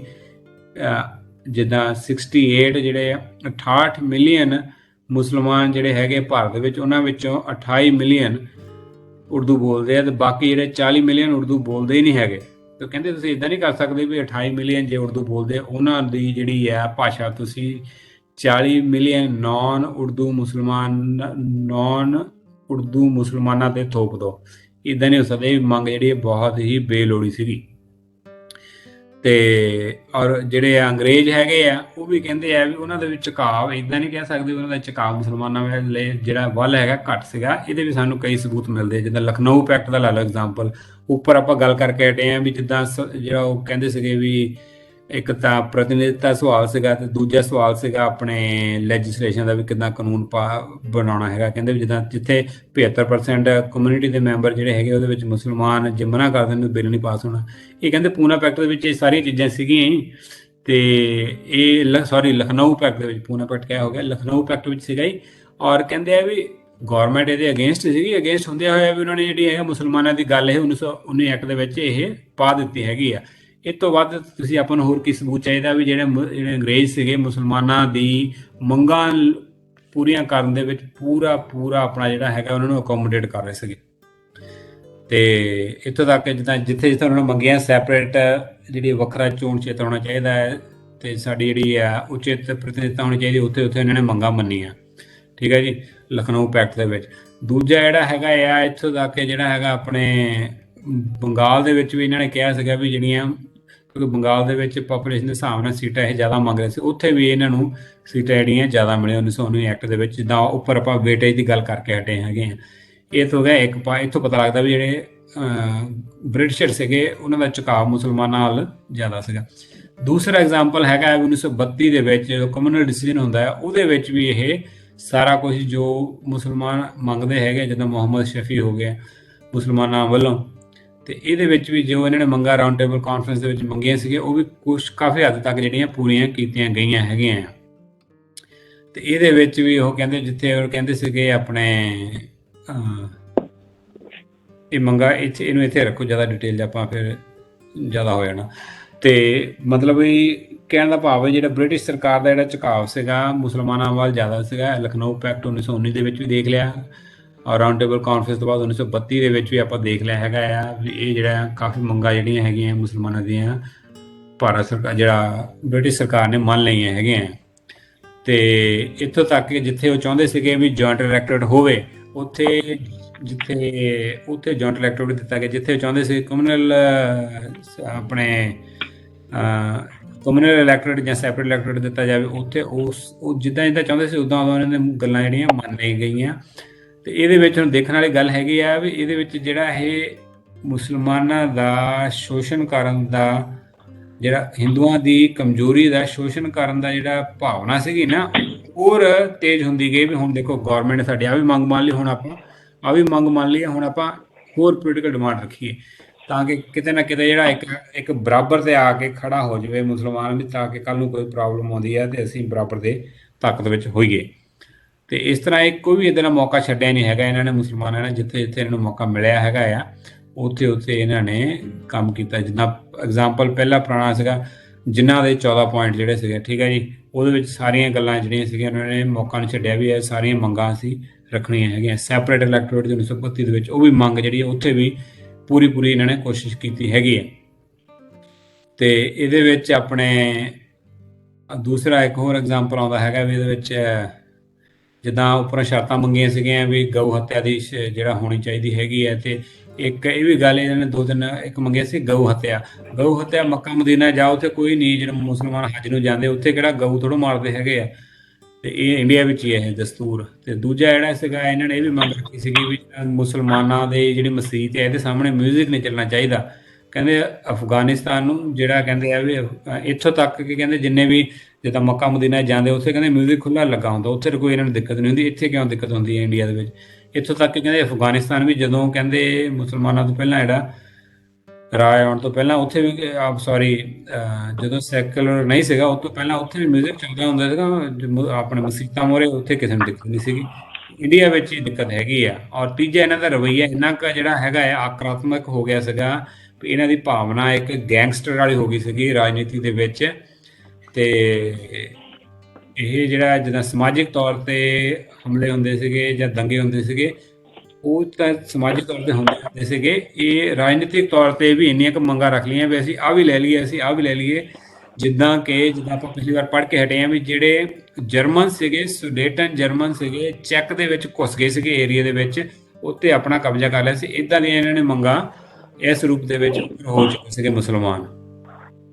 ਤੇ ਇੱਥੋਂ ਤੱਕ ਕਹਿੰਦੇ ਆ ਵੀ ਇਹ ਜਿਹੜੀ ਹੈਗੀ ਆ ਆਪਣੇ ਇਹਨਾਂ ਦੇ ਜਿਹੜੇ ਵਿਚਾਰ ਹੈਗੇ ਆ ਜੋ ਇਹਨਾਂ ਦੀ ਮੰਗਾਂ ਸੀ ਉਹਦੇ ਅਗੇਂਸਟ ਜਿਹੜੇ ਬਾਕੀ ਲੋਕਾਂ ਦੇ ਜਿਹੜੇ ਆ ਬਾਕੀ ਲੋਕ ਭਾਵ ਵੀ ਹਿੰਦੂ ਮਹਾਸਭਾ ਕਾਂਗਰਸ ਜਿਹੜੇ ਹੈਗੇ ਆ ਇਹਨਾਂ ਨੇ ਇਸ ਚੀਜ਼ ਨੂੰ ਕਿੱਦਾਂ ਦੇਖਿਆ। ਭਾਈ ਪਹਿਲਾਂ ਦੇ ਮਹਾਸਭਾ ਦੇ ਕੀ ਵਿਚਾਰ ਸੀਗੇ ਤੇ ਕਾਂਗਰਸ ਦੇ ਕੀ ਵਿਚਾਰ ਸੀਗੇ। ਹਿੰਦੂ ਮਹਾਸਭਾ ਦੇ ਵਿਚਾਰ ਤਾਂ ਬੜੇ ਸਿੱਧੇ ਸੀਗੇ, ਸਪਸ਼ਟ ਸੀਗੇ। ਉਹ ਕੀ ਚਾਹੁੰਦੇ ਸੀਗੇ? ਉਹ ਚਾਹੁੰਦੇ ਸੀਗੇ ਵੀ ਜਿਹੜਾ ਮੁਸਲਮਾਨਾਂ ਨੂੰ ਸਿਖਾਇਆ ਕਰ, ਉਹਨਾਂ ਦਿਮਾਗ 'ਚ ਗੱਲ ਫਸੀ ਸੀਗੀ ਜਿਹੜੀ ਅੱਜ ਵੀ ਆਪਾਂ ਨੂੰ ਦੇਖਣ ਨੂੰ ਮਿਲਦੀ ਹੈਗੀ ਆ। ਦੂਜੀ ਜਿਹੜੀ ਗੱਲ ਹੈਗੀ ਆ ਕਾਂਗਰਸ ਕਿੱਦਾਂ ਦੇਖਦੀ ਸੀਗੀ। ਕਾਂਗਰਸ ਕੀ ਦੇਖਦੀ ਸੀ ਕਿ ਕਾਂਗਰਸ ਦਾ ਨਜ਼ਰੀਆ ਮੁਸਲਮਾਨਾਂ ਲਈ ਬਹੁਤ ਅਲੱਗ ਸੀਗਾ। ਕਾਂਗਰਸ ਚਾਹੁੰਦੀ ਸੀ ਮੁਸਲਮਾਨਾਂ ਨੂੰ ਕਿਸੇ ਨਾ ਕਿਸੇ ਤਰ੍ਹਾਂ ਅਸੀਂ ਨਾਰਾਜ਼ ਨਾ ਕਰ ਦਈਏ, ਜਿੱਥੇ ਤੱਕ ਉਹ ਚਾਹੁੰਦੇ ਆ ਉੱਥੇ ਤੱਕ ਝੁਕ ਜਾਈਏ, ਜਿਸ ਤੱਕ ਉਹ ਮੰਗਾਂ ਜਿਹੜੀਆਂ ਆਪਣੀਆਂ ਰੱਖਦੇ ਆ ਉਹ ਮੰਗਾਂ ਸਾਡੀਆਂ ਪੂਰੀਆਂ ਹੋ ਜਾਣ। ਤੇ ਹਿੰਦੂ ਮਹਾਸਭਾ ਜਿਹੜੀ ਸੀਗੀ ਉਹ ਦੱਸਦੀ ਸੀਗੀ, ਉਹ ਕੀ ਕਹਿੰਦੇ ਸੀਗੇ ਜਿੱਦਾਂ ਉਹ ਕਹਿੰਦੇ ਆ ਵੀ ਜਿਹੜਾ ਆਪਣੇ ਉਹਨਾਂ ਦਾ ਪ੍ਰੈਜ਼ੀਡੈਂਟ ਹੈਗਾ ਕਹਿੰਦਾ ਹਿੰਦੁਸਤਾਨ ਜਿਹੜਾ ਹਿੰਦੂਆਂ ਲਈ ਹੈ, ਤੇ ਸਭ ਕਹਿੰਦੇ ਵੀ ਇਹ ਇੱਕ ਹੰਕਾਰੀ ਬਿਆਨ ਆ ਔਰ ਨਿਰੀ ਬਕਵਾਸ ਹੈਗੀ ਆ। ਔਰ ਕਾਂਗਰਸ ਕਹਿੰਦੇ ਵੀ ਜੋ ਕਾਂਗਰਸ ਚਾਹੁੰਦੀ ਸੀਗੀ ਕਿ ਕਾਂਗਰਸ ਵਾਜਿਬ ਸੀਗੀ ਇੱਦਾਂ ਦਾ ਰਿਸਪੌਂਸ ਦੇਣ ਲਈ, ਵੀ ਉਹ ਹਮੇਸ਼ਾ ਇਹੀ ਚਾਹੁੰਦੇ ਸੀਗੇ ਮੁਸਲਮਾਨ ਕਿਤੇ ਨਾਰਾਜ਼ ਨਾ ਹੋ ਜਾਣ, ਇਹਨਾਂ ਦੇ ਨਾਲ ਰਲ ਕੇ ਹੀ ਅਸੀਂ ਜਿਹੜਾ ਦੇਸ਼ ਦੀ ਆਜ਼ਾਦੀ ਦੀ ਲੜਾਈ ਲੜ ਸਕਦੇ ਹੈਗੇ ਆ। ਔਰ ਜਿੱਥੇ ਤੱਕ ਹੋ ਸਕਦਾ ਸੀ ਉੱਥੇ ਤੱਕ ਮੁਸਲਮਾਨ ਝੁਕਣ ਨੂੰ ਤਿਆਰ ਸੀ ਕਿ ਇਹਨਾਂ ਦੀਆਂ ਮੰਗਾਂ ਸਾਰੀਆਂ ਜਿਹੜੀਆਂ ਮੰਨ ਲਈਆਂ ਜਾਣ ਤਾਂ ਕਿ ਇਹ ਸਾਡੇ ਤੋਂ ਅਲੱਗ ਨਾ ਹੋਣ। ਤੇ ਇਹ ਜਿਹੜੀ ਕਿੱਥੇ ਤੱਕ ਵਾਜਿਬ ਸੀਗਾ ਇਹਦੇ ਵਿੱਚ ਬਾਬਾ ਸਾਹਿਬ ਦੱਸਦੇ ਆ ਵੀ ਇੱਕ ਮੁਸਲਮਾਨ ਕਾਂਗਰਸ ਸੀਗੀ ਇਹ ਸਮਝਣ ਵਿੱਚ ਅਸਮਰਥ ਰਹੀ ਹੈਗੀ ਆ। ਦੋ ਗੱਲਾਂ ਜਿਹੜੀਆਂ ਇਹਨਾਂ ਨੂੰ ਇਹ ਨਹੀਂ ਪਤਾ ਲੱਗਾ ਵੀ ਇੱਕ ਅਪੀਜ਼ਮੈਂਟ ਔਰ ਸੈਟਲਮੈਂਟ ਵਿੱਚ ਇਹ ਬਹੁਤ ਡਿਫਰੈਂਸ ਹੈਗਾ ਆ। ਅਪੀਜ਼ਮੈਂਟ ਕਹਿ ਸਕਦੇ ਆ ਵੀ ਤੁਸ਼ਟੀਕਰਨ, ਤੇ ਸੈਟਲਮੈਂਟ ਕਹਿ ਸਕਦੇ ਆ ਵੀ ਨਿਪਟਾਰਾ। ਇਹਨਾਂ ਦੇ ਵਿੱਚ ਬਹੁਤ ਵੱਡਾ ਫਰਕ ਆ। ਇਹ ਇਹਨਾਂ ਨੇ ਕਦੀ ਵੀ ਇਸ ਚੀਜ਼ ਨੂੰ ਸੀਰੀਅਸਲੀ ਨਹੀਂ ਲਿਆ ਹੈਗਾ ਵੀ ਇਹ ਫਰਕ ਹੁੰਦਾ ਇਹਨਾਂ ਵਿੱਚ।